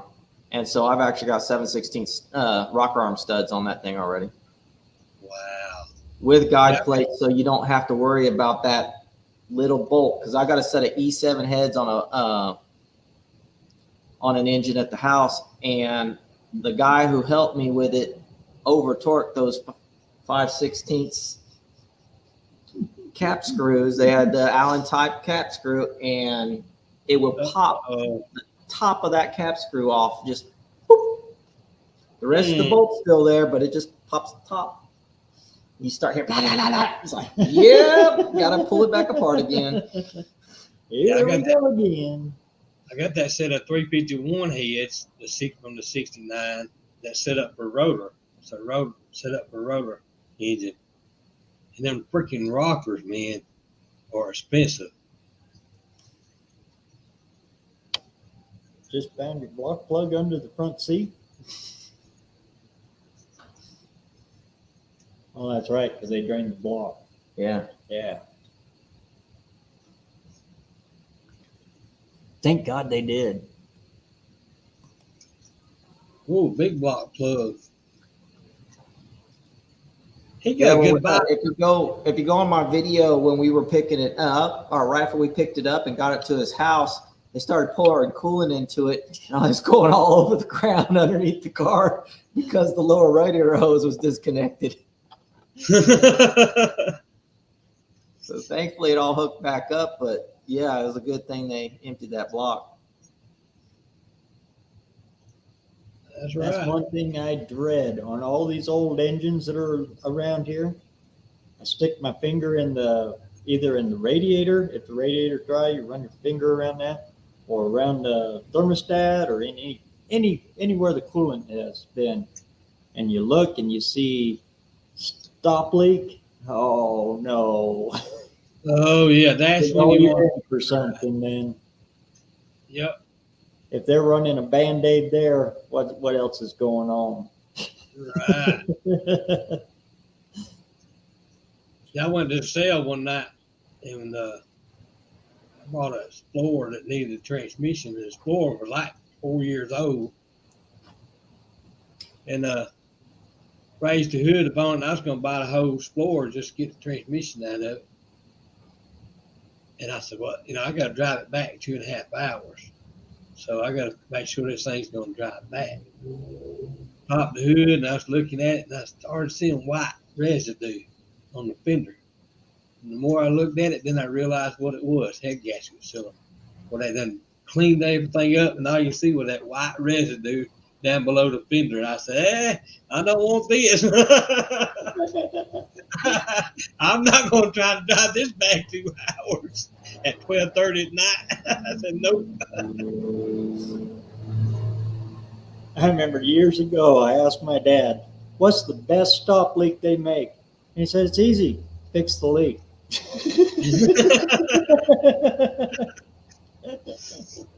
If you got a small leak in your radiator, I don't know if it's going to catch care of a big leak, but if it's a small leak, dump you a can of black pepper in there. Black pepper. Yep. It'll stop it. I don't like any of it.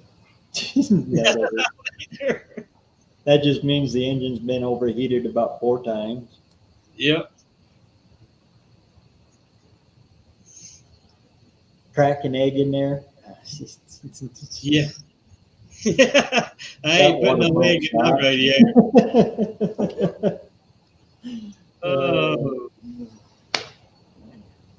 Oh man. Clouds are blowing back in again. Yeah. I think we might be looking at some more rain. Uh-oh. Oh, we could probably pull that canopy down, huh? Yeah. I'll get the boys started on that. Well, everybody, we've been going here for about 3 hours. I think we'll button down the hatches before this. It's pretty menacing over there. We got a storm rolling in. Uh-oh. Just before the sun goes down, we'll go out and check for any leftover tools and get that canopy pulled down. But ASO, thanks for stopping in. Everybody in the chat, thanks for coming out again. We'll do more of these out here in the shop. This kind of comfortable sitting out here. It's a little more open than in my cramped little office. Yeah, that's right. That's right. Enjoyed it, BareRose. Thanks for coming, man. Oh yeah, we'll see you next week. In the meantime, everybody, get out there and get some metal hot. And we'll catch you all next week. Lord knows, I might do another one of these tomorrow morning or something. Just kind of a fluker. Let's catch you on the next one.